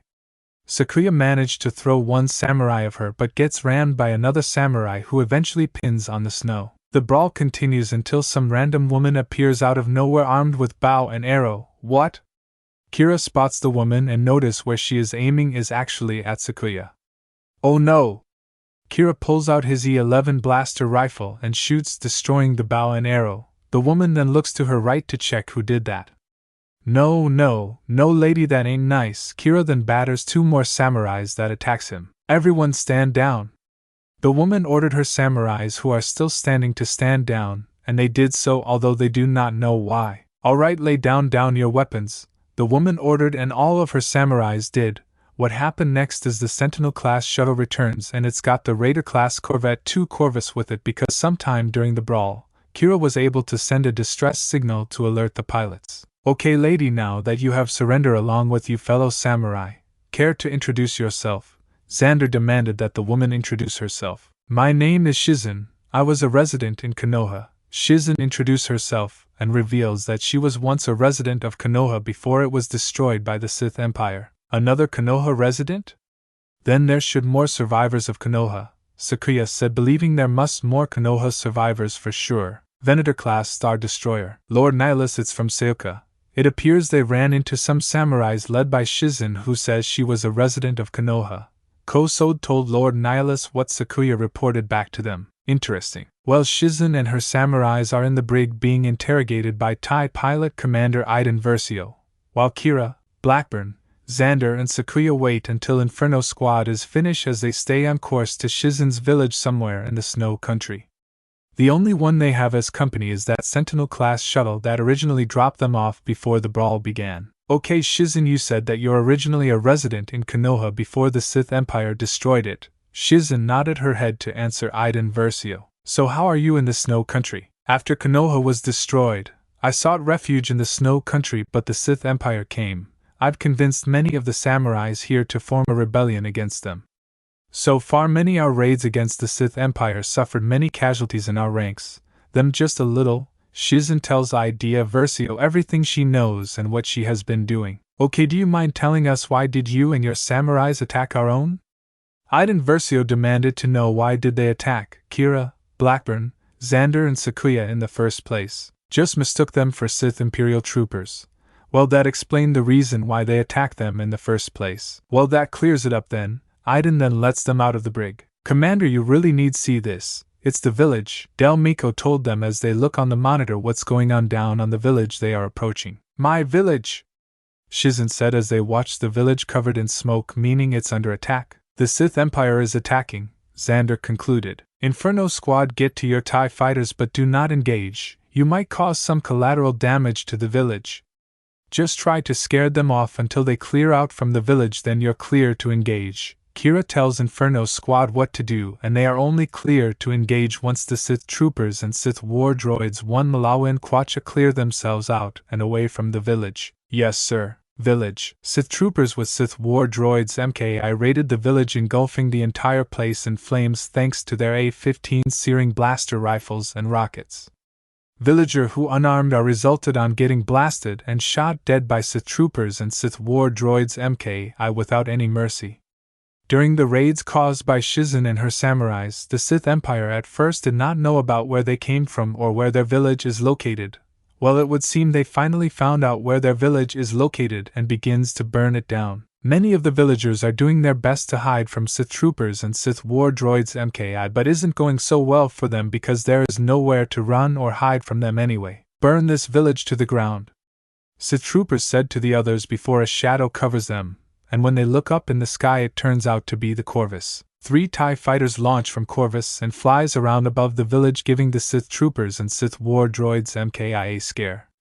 Let's get out of here. Sith troopers and Sith war droids quickly hightail out of the burning village. They did try to shoot at the 3 TIE fighters, but that's hopeless because they are coming in too fast. They already distances themselves from the village commander. TIE pilot Gideon Hask after seeing them distances themselves away from the village. Good, engage now. Understood. The 3 TIE fighters proceeds to engage, and they eradicated the Sith Imperial's forces after they distances themselves from the village and into the forest. Village is secured. You clear to land the Corvus and the Sentinel-class shuttle. Understood, Commander Versio. Once we land, we'll do what we can to provide help to the villagers, and we'll also take them back to our safe haven if the village is probably beyond fixable. Kira said what the plan next once landed. Roger that. What about us? Keep scanning the area for any sign of other activity. Copy. Village. The Corvus and the Sentinel-class shuttle lands, and their snow troopers step outside to help most of the villagers who survived the raid.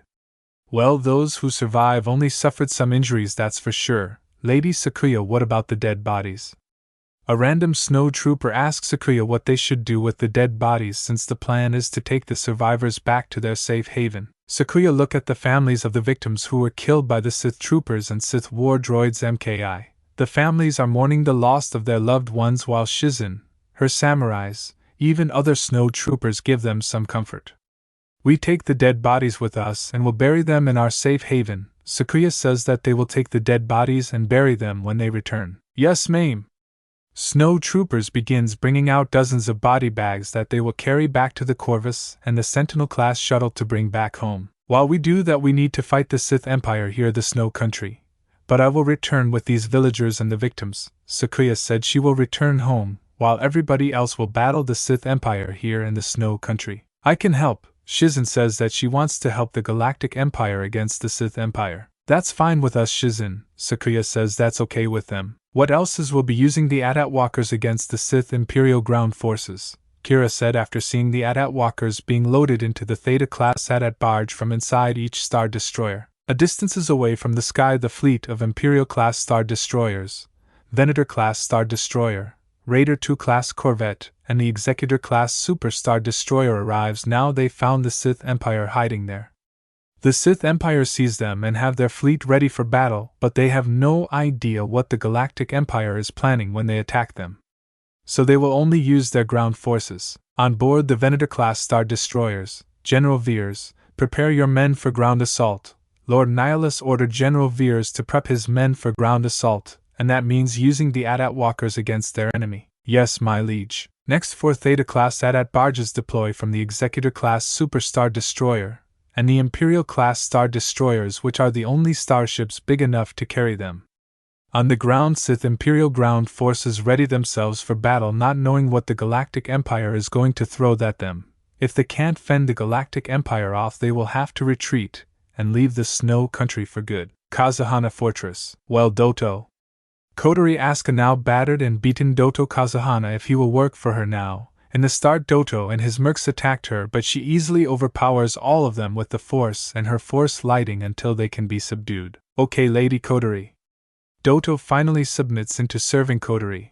His mercs Nadaroga, Mizor Fuyukamu and Fubuki Kakuyoka might as well submit as well or be killed by the Sith Lord herself. Now I like your answers, Kotori said with an evil smirk on her face. But Kotori will see them as pawns that are totally expendable. Outside, Sith troopers ready themselves for battle after seeing 4 shadow figures coming toward them. A random Sith trooper using binoculars sees what they are. They are AT-AT walkers. We have 4 AT-AT walkers incoming, the random Sith trooper reported. In the village nearby, a random teenage girl playing until she feels the tremors which is caused by the AT-AT walkers, and she can see most of snow falling from the small houses because of the tremors caused by the AT-ATs. Wonder what's that tremor?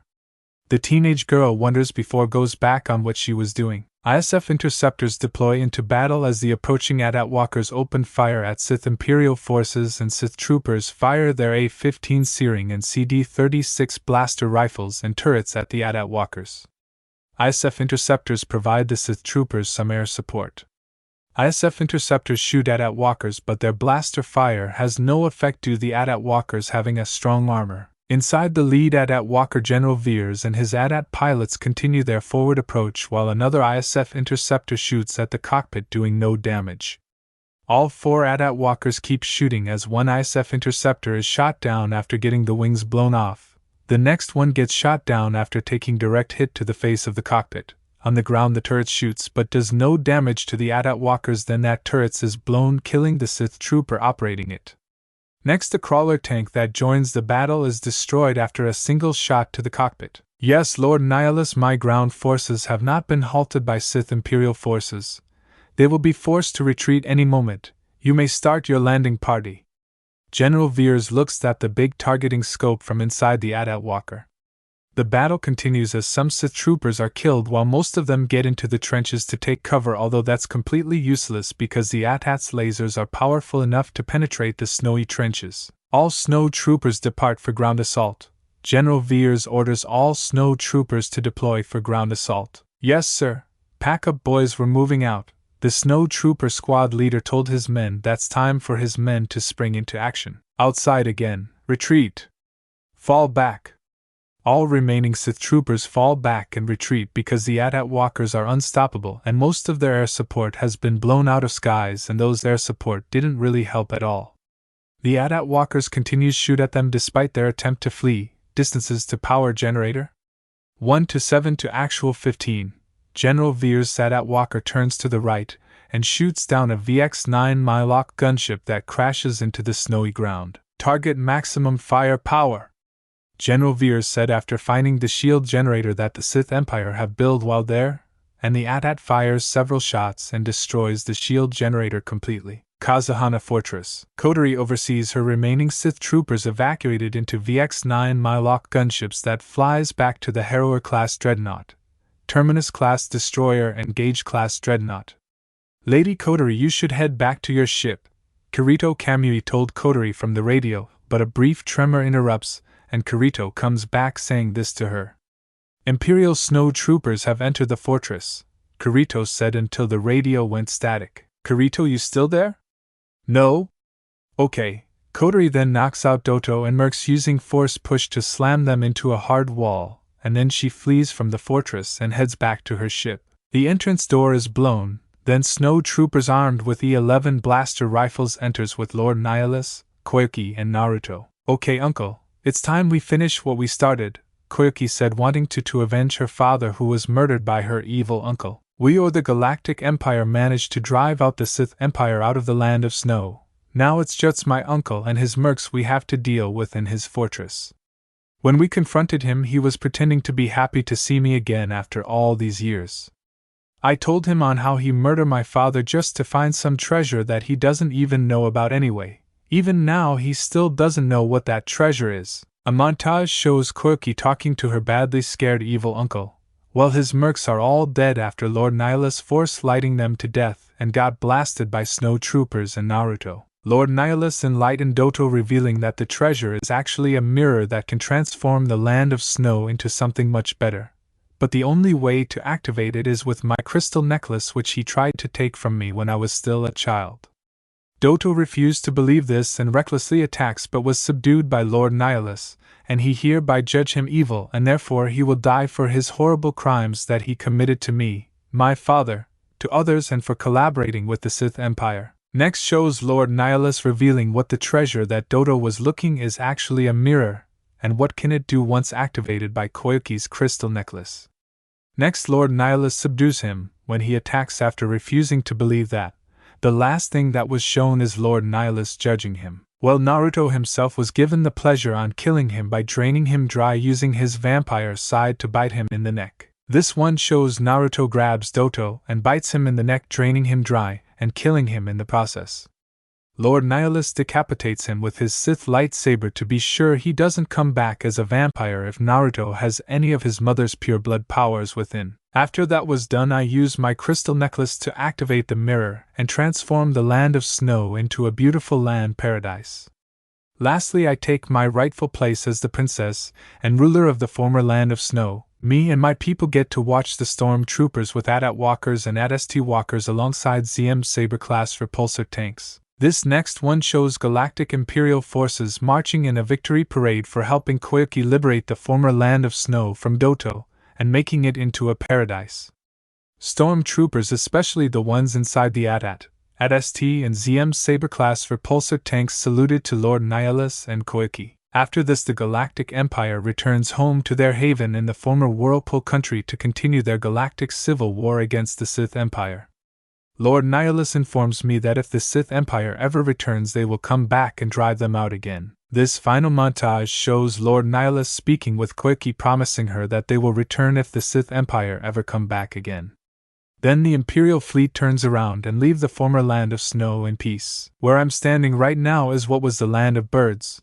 We came here as a defense forces against the Sith Empire who are coming to attack it. The leader of the Land of Birds is Sagi, but Lord Nihilus can sense something about Sagi, and there's something else in the Land of the Birds. Anyway, I will enjoy my time here with my son Naruto and his girlfriend Tsunami while the Galactic Empire battles the Sith Empire invaders. End of POV. Land of Birds. A batch of TIE crawlers get into position alongside some Juggernaut tanks and AT-ST walkers, then open fire at Sith crawler tanks and storm troopers and scout troopers armed with E-11 blaster rifles, and DLT-19 heavy blasters fire at Sith troopers armed with A-15 searing blaster rifles, destroying most of the crawler tanks and killing some of the Sith troopers. The Sith Imperial forces shoot back, destroying some of the TIE crawlers, AT-ST walkers and Juggernaut tanks. Some of the storm troopers and scout troopers are killed by their exploding vehicles or gunned down by blaster fire. Air support now! A random storm trooper calls out for air support to aid them. Copy that! Then TIE bombers alongside some escort carriers arrives at the battle and gives the Sith Imperial forces some massive destruction. Yeah. Oh no! The storm troopers and scout troopers cheering gets cut short when the Sith Empire's own air support comes to their aid, which are ISF interceptors and B-28 Extinctions class bombers. These air support shoots down some of the TIE bombers and escort carriers, and then rains some destruction on the Galactic Imperial ground forces. Okay, that does it. Naruto makes his move by throwing kunai knives that had paper bombs on them at the ISF interceptors and B-28 Extinctions class bombers, blowing them out of the sky. Thanks, Naruto. The storm troopers and scout troopers thanked him for that. My pleasure, Naruto said as more TIE fighters and anti-interceptors arrive. Gives the Sith Imperial ground forces and air support some more pounding until they give up trying to fight them and they retreat from the scene, but they'll be back for another round when the time comes. Well, that got them. Yup, Kosode, Lord Nihilus said to his wife and Empress. Right now we another problem to deal with that will start during the night. What's that? Oh, you'll see. After the battle, Naruto and Tsunami spending a moment to themselves while Shizuka has some tea of her own. They also watch as the patrol troopers armed E-11 blaster rifles and EC-17 hold-up blaster pistol patrol the area for any sign of activity during the night. I wonder what Lord Nihilus and Kosode is doing? Naruto asks and Tsunami hands him some binoculars. Thanks, Naruto thanks Tsunami for the binoculars and use it to watch Lord Nihilus and Kosode, who's speaking with Sagi. Okay, what's up? Naruto said as he watches Sagi storm off from the conversation with Lord Nihilus and Kosode. We are done with this conversation, Lord Nihilus, Sagi shouted as he storms off from them. Lord Nihilus must have said something to him, because he sensed something about Sagi. Naruto deduced that Lord Nihilus is a force sensitive, so he can sense when something is really off. Well, looks like Lord Nihilus has uncovered it, except that Sagi wants to deny it. Meanwhile, stormtroopers began marching around the Batu armed with the 11 blaster rifles stay behind while the rest marched on. You know what's going on? A random stormtrooper asked his teammate next to him. Maybe it's another drill, the other said to him, believing it's just another drill. As they turn around, someone in a strange samurai armor creeps up behind them, while the two stormtroopers continues talking. What was that? The stormtrooper asked after feeling like something is there with them. Oh, that's nothing. Stop guessing, don't worry about it. Eventually the strange samurai slipped past them because those two aren't even looking behind them. Harrower-class dreadnought. Well, that plan to invade the land of birds may fail, but I still have things as planned. Heh. That's why I have you, Kotori Shirakawa speaking to her informant in the holocom. Me and my Watari ninja will make sure that Lord Nihilus only suspects the Curse Warrior and not us. Then you better get on with his Mozo, or should I say Hoki.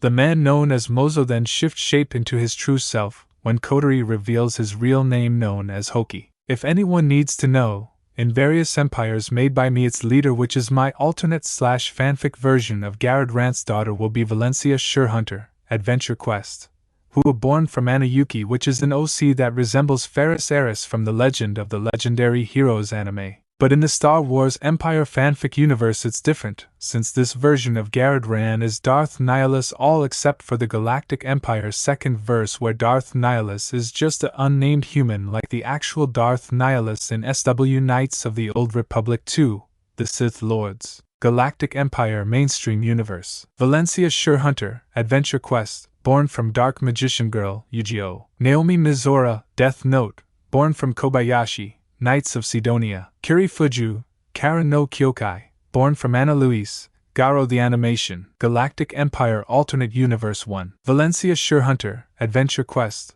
born from Ana Luis, Garo the Animation. Naomi Mizora, Death Note, born from Wan Lu Mei, Gundam 00. Galactic Empire Alternate Universe 2. Valencia Surehunter, Adventure Quest, born from Anayuki, OC/ this version of Anayuki looks like Maya from Space Pirate Captain Harlock, Arcadia of My Youth movie. Naomi Mizora, Death Note, born from Jean Kagai Dark, Nobunaga the Fool, Restored Empire. Valencia Surehunter, Adventure Quest, born from Anayuki.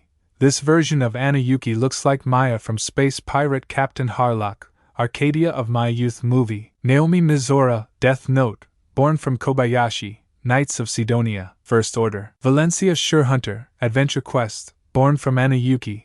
This version of Anayuki looks like Maya from Space Pirate Captain Harlock, Arcadia of My Youth movie. Garrod Ran 2/Kylo Ren, OC/Star Wars, adopted. Galactic Empire second verse. Kiriha Kisaki, Strike the Blood, born from Kosode, Garo Crimson Moon, Land of Birds. Someone wearing a samurai armor, which is actually the Curse Warrior, moves around the village to one target in one compound but stops after spotting stormtroopers armed with E-11 blaster rifles and DLT-19 heavy blaster rifles patrolling the area. keeps your eyes open for any sign of unwanted attention and activity all around the village. Understand?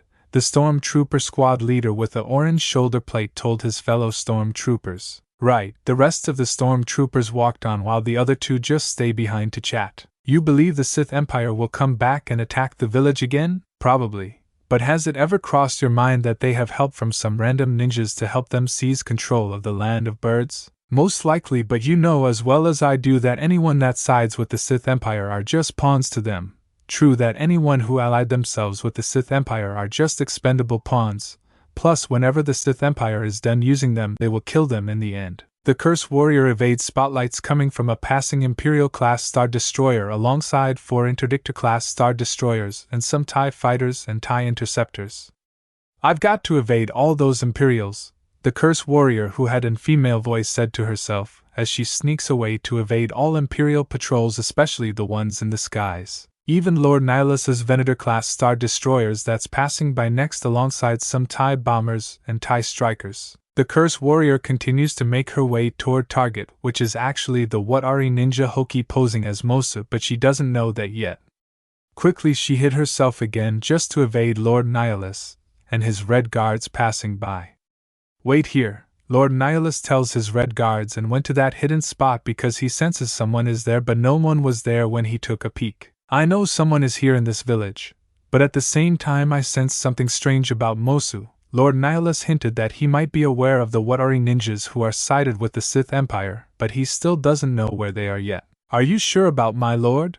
Inquisitor Urza Nightwalker asked him on the radio coming from the TIE Raider that's flying around the village. I'm so positive about it, Urza. Lord Nihilus tells her that he is a 100% positive. Well then we should double our guard and patrols, Kei Sakurai suggested, and that way they can find out faster. Do it. Yes, my lord. Hot springs. This is embarrassing, Naruto said, because he's in the hot springs with his mom Shizuka Hayo. Usually men and women don't share the same hot springs together unless it's mixed bathing day, but that doesn't even matter with Shizuka anyway. She can do whatever she wants. Oh come on Naruto, it will be alright, it's just you and me here. Shizuka grabs her son and presses his face into her, much to Naruto's embarrassment. I'm getting completely red now, Naruto thought to himself after his mom's presses too hard in on him. Easy for you to say, Mom. Tsunami is in the Order side because she doesn't want to be in the same side but you want, Naruto said to his mom.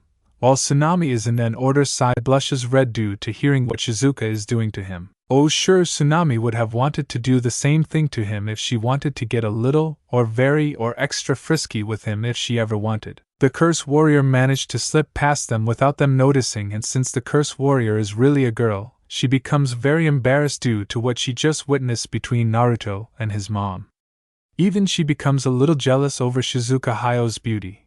Well, that's because doesn't know that Shizuka is really vampire and vampires keep their attractive youth. Also she get past a few Dark Trooper sentry droids who are guarding them. Imperial troop transport escorted by TX-225 tanks, Juggernaut tanks, TIE crawlers and 2M Saber-class tanks enters the village for more fresh Imperial troops in the village, and the Curse Warrior managed to avoid being spotted by the stormtroopers who are manning guns on top of the tanks by staying hidden in dark areas.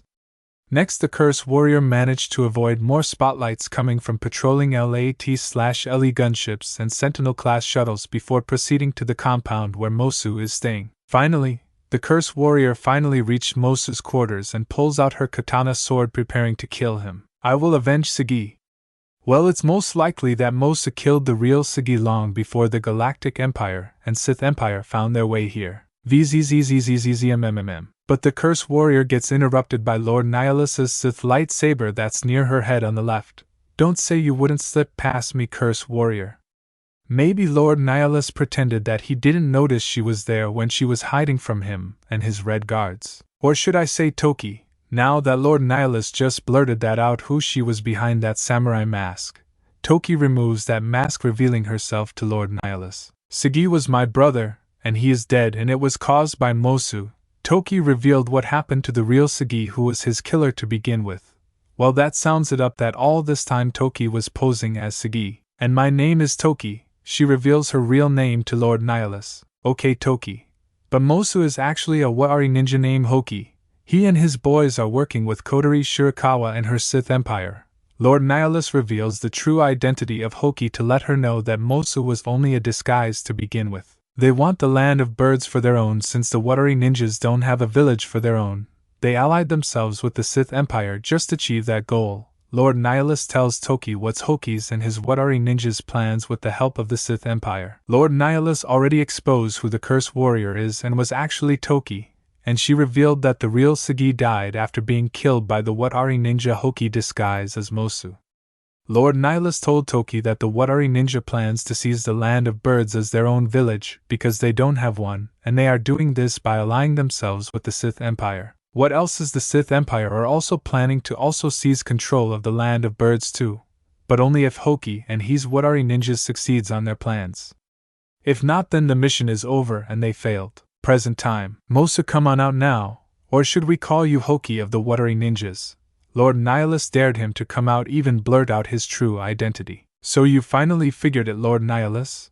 Hoki removes his disguise, revealing his true self, and his Watari ninjas formed up on him. Correct. Plus thanks to Toki revealing to me that Sagi was killed thanks to you, Lord Nihilus said, aiming his Sith lightsaber at him and his fellow Watari ninjas. We do plan to seize control of the land of birds as our own.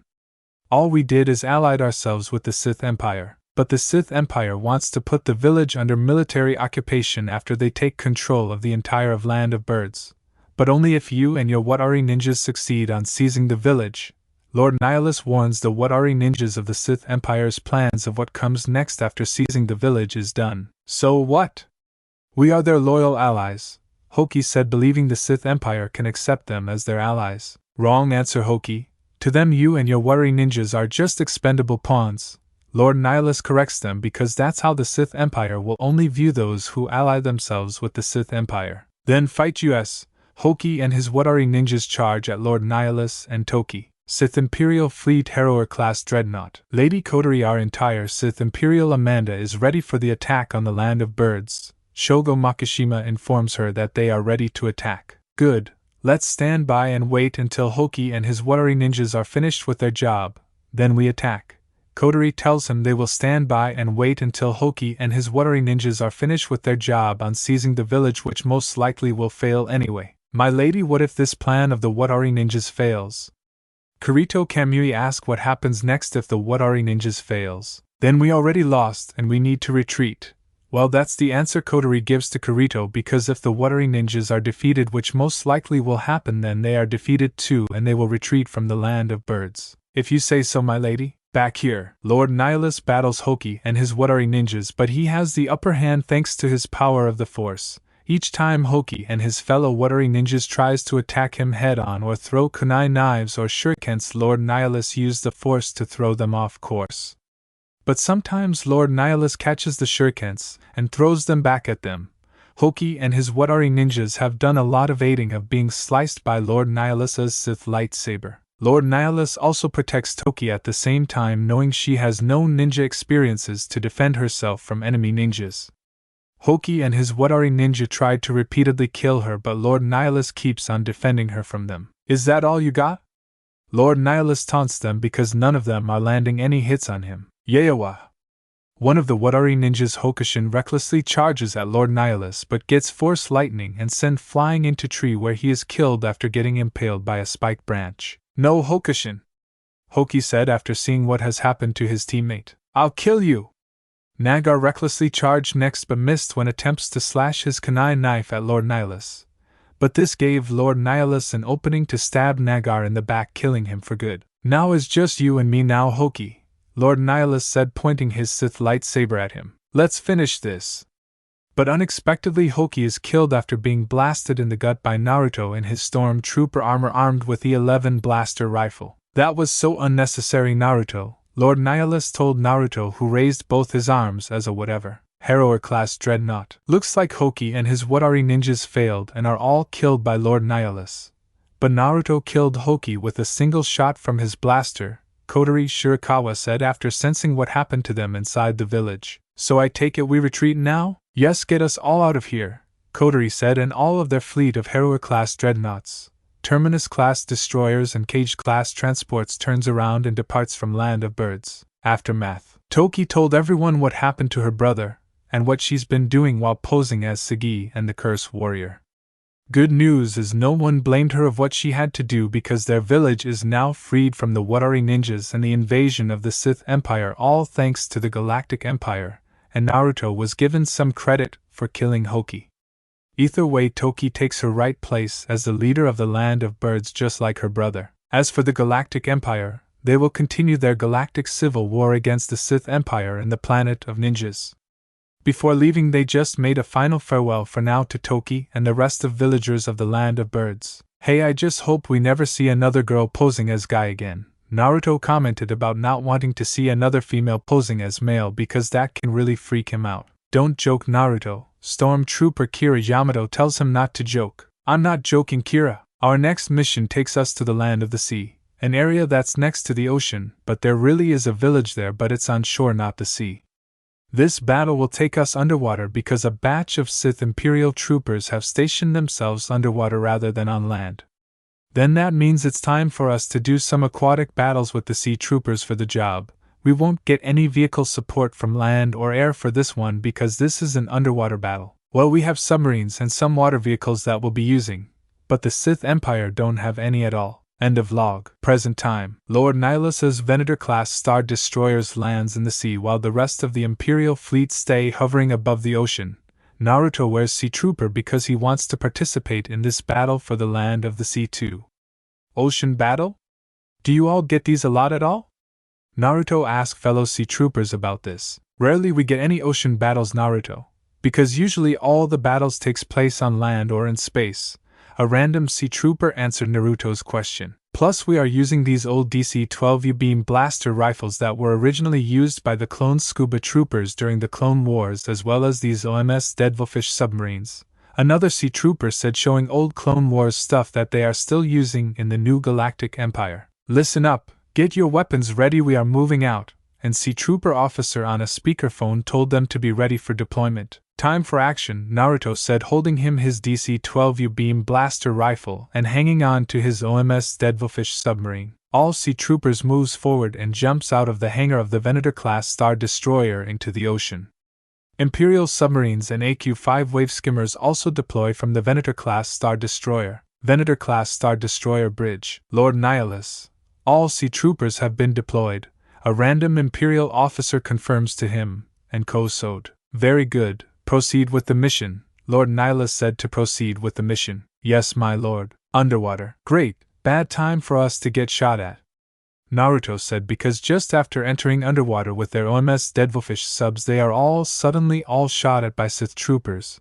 Most of the Sea Troopers are killed off by blaster fire, and some when their OMS Devilfish subs exploded after being hit by blaster fire. One of the Sea Troopers are killed after being hit in the oxygen tank, causing it to explode, killing him and some of the Sea Troopers who were close to him. Another portion of the Sea Troopers are killed off when another one was shot in the oxygen, causing to crash into fellow Sea Troopers then explode. Some are killed after being blasted in the head or anywhere in the body, plus another killed after getting his helmet to fly off his head. But at least shoot back, Naruto, a fellow Sea Trooper said, firing his DC-12 U-beam blaster rifle at Sith Troopers. Right. Naruto shoots back at Sith Troopers and uses his scuba pack, even his OMS Devilfish sub, to charge right at the Sith Trooper, ramming them and killing most of them with his kunai knife after stabbing them in their oxygen pack, and kills another by shooting his DC-12 U-beam blaster rifle in the Sith Trooper right in the helmet head. Naruto used his ninja skills to speed things up a bit and quickly kill of some of the Sith Troopers like a pinball hitting its targets. While he wasn't using his DC-12 U-beam blaster rifle, he was using his kunai knife actually.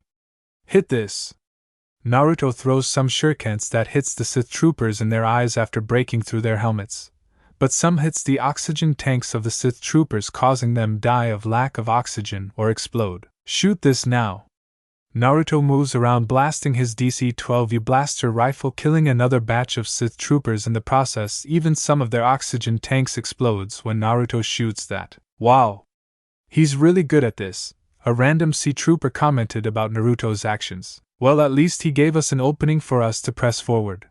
So all of the Sea Troopers who are still alive press forward to their target. Deeper underwater, Naruto and the rest of the sea troopers continues going down deeper underwater with the Imperial submarine following them until they stumble upon an underwater base that's owned by the Sith Empire. Looks like the Sith Empire made an underwater base, a random sea trooper said after they found the underwater base. But if we enter we might be walking into a trap. Naruto believes it's a trap the moment they enter the underwater base because Sith Imperial forces might be aware of the presences. I don't worry about that because Lord Nihilus will know if we ever ran into problems like this is trap that we all suspect. A fellow sea trooper assures Naruto that Lord Nihilus will be coming to their aid if they ran into a trap. Sure. Do they know that there is an underwater Sith Imperial base there? A girl named Isaribi who is a resident in the Land of the Sea village wonders if the Imperials know about the Sith Empire's underwater base down there. Underwater base inside. Kotori Shirakawa is in there alongside her two best men Shogo Makishima and Kirito Kamui. Plus guarding them is the Dark Honor Guards. They know that Imperial sea troopers with Naruto are coming into the base. Should leave now? Shogo asks if they should leave now. No, get our Sith Imperial fleet to attack the Galactic Imperial fleet now Shogo. Understood Lady Kotori. Shogo then signals their Sith Imperial fleet to attack the Galactic Imperial up in the surface. Venator-class Star Destroyer bridge. Lord Nihilus who can sense Kotori Shirakawa's presences in the underwater base, and then suddenly the fleet of Harrower-class dreadnoughts, Terminus-class destroyers and Gauge-class transports attack his fleet with their Mk6 Supremacy-class fighters. Send our TIE fighters to defend the fleet. Yes, my lord. The Imperial officer then gives the order to have their TIE fighters to deploy and defend their fleet. Where will you be going, Lord Nihilus? Koso does her lover where's he's off to now. I sense Kotori in that underwater base. Naruto and the sea troopers won't stand chance against her, so I need to help them before she slaughter them all. Lord Nihilus tells Koso what he's going to do now. And there are 3 types of armor design of the sea troopers in Legends and Canon. In Legends there are 2 kinds of sea troopers. One, the armor design resembles storm troopers and the second resembles scout troopers. In Star Wars Legacy they look more armored than the previous 2. In canon the armor of the sea troopers looks much like the storm troopers. This battle isn't over. Since they found an underwater base it's time to bring the fight there now. That's the end of the mission in the Land of the Sea. Moving on the adventure to the Sound. Part 2. Sith Imperial Underwater Base. Lord Nihilus and Kotori Shirakawa are dueling each other with their Sith lightsabers. Earlier as Naruto and the Sea Troopers defeats a portion of Sith Troopers and Sith War Droids MKI. Including the Dark Honor Guards defending the underwater base they encounter Kotori Shirakawa herself. Before she can attack them Lord Nihilus arrives and tells them to finish off the base while he deals with Kotori. It's the Sith Lord of the Galactic Empire against the Sith Lord of the Sith Empire. Lord Nihilus continues to block each strike from that Kotori throws at him, and she is doing same whenever Lord Nihilus throws a strike at her, even their lightsabers to block every force lighting they used on each other. Again they both use force lightning at each other but both collide with each other instead of hitting of striking the user. At same time they can all feel the tremors, blaster fire and explosion going on through the underwater base. Next they both use the force to throw objects at each other. None succeeded on hitting or striking each other. None of us is winning this lightsaber duel, are we, Lord Nihilus? That's because like before no one is dying in this lightsaber duel, Kotori. Then the 2 Sith Lords tries to use the force to push each other only for both combatants to get blown away and colliding on the walls. Next after the final explosion the alarms rings very loud all across the base, meaning Naruto and the sea troopers have completely damaged the underwater base and now it's falling. I believe that's our cue to leave right now. Kotori quickly gets up and hightails out. Lord Nihilus goes to a different direction to leave from the underwater base before it falls completely. The Imperial submarine outside turns around and heads back up to the surface after seeing the Sith underwater now falling thanks to the damage caused by Naruto, the sea troopers and the Imperial submarine's torpedoes. Elsewhere. Okay, let's get out of here. Naruto and his fellow sea troopers quickly makes their exits by cutting a hole which Lord Nihilus takes to as they swim out of the falling underwater base using their OMS Devilfish submarines. They blew up the core that was keeping the Sith Imperial underwater base standing. Now that was quite a swim, Naruto commented while they are swimming back to the Venator-class Star Destroyer waiting for them, although they used their OMS Devilfish submarine to get back up there. Suddenly coming from out of the water is a Sith Imperial shuttle with Kotori on board that flies away toward the retreating Sith Imperial fleet and boards her Harrower-class dreadnought after. Just like Kotori to run from a battle that she already lost, Lord Nihilus said as they all make it back to the Venator-class Star Destroyer. But you know we'll see her again, right? Certainly, Naruto. Yeah, they can count on whatever mission comes next, they will be seeing Kotori again. Sure. Amachi and Isaribi were watching as the underwater base explodes, but they see water go up like a geyser, which is the sign the underwater base exploded. I suppose the Galactic Empire have defeated the Sith Empire, our land of the sea. I know, Amachi. With that, the land of the sea is free from the Sith Empire's occupation. Well, thank Kami then, Isaribi said with a smile. Clang! Yikes, the couple are nearly hit by a falling debris which only an inch from them. Thanks for watching this video. You really enjoy this video. Like, subscribe, and comment down below, and turn on that bell notification. Don't forget to support and follow Scout Troop for writing that awesome fanfic, and also make sure to comment on this story, link in the description. See you in the next video. Goodbye.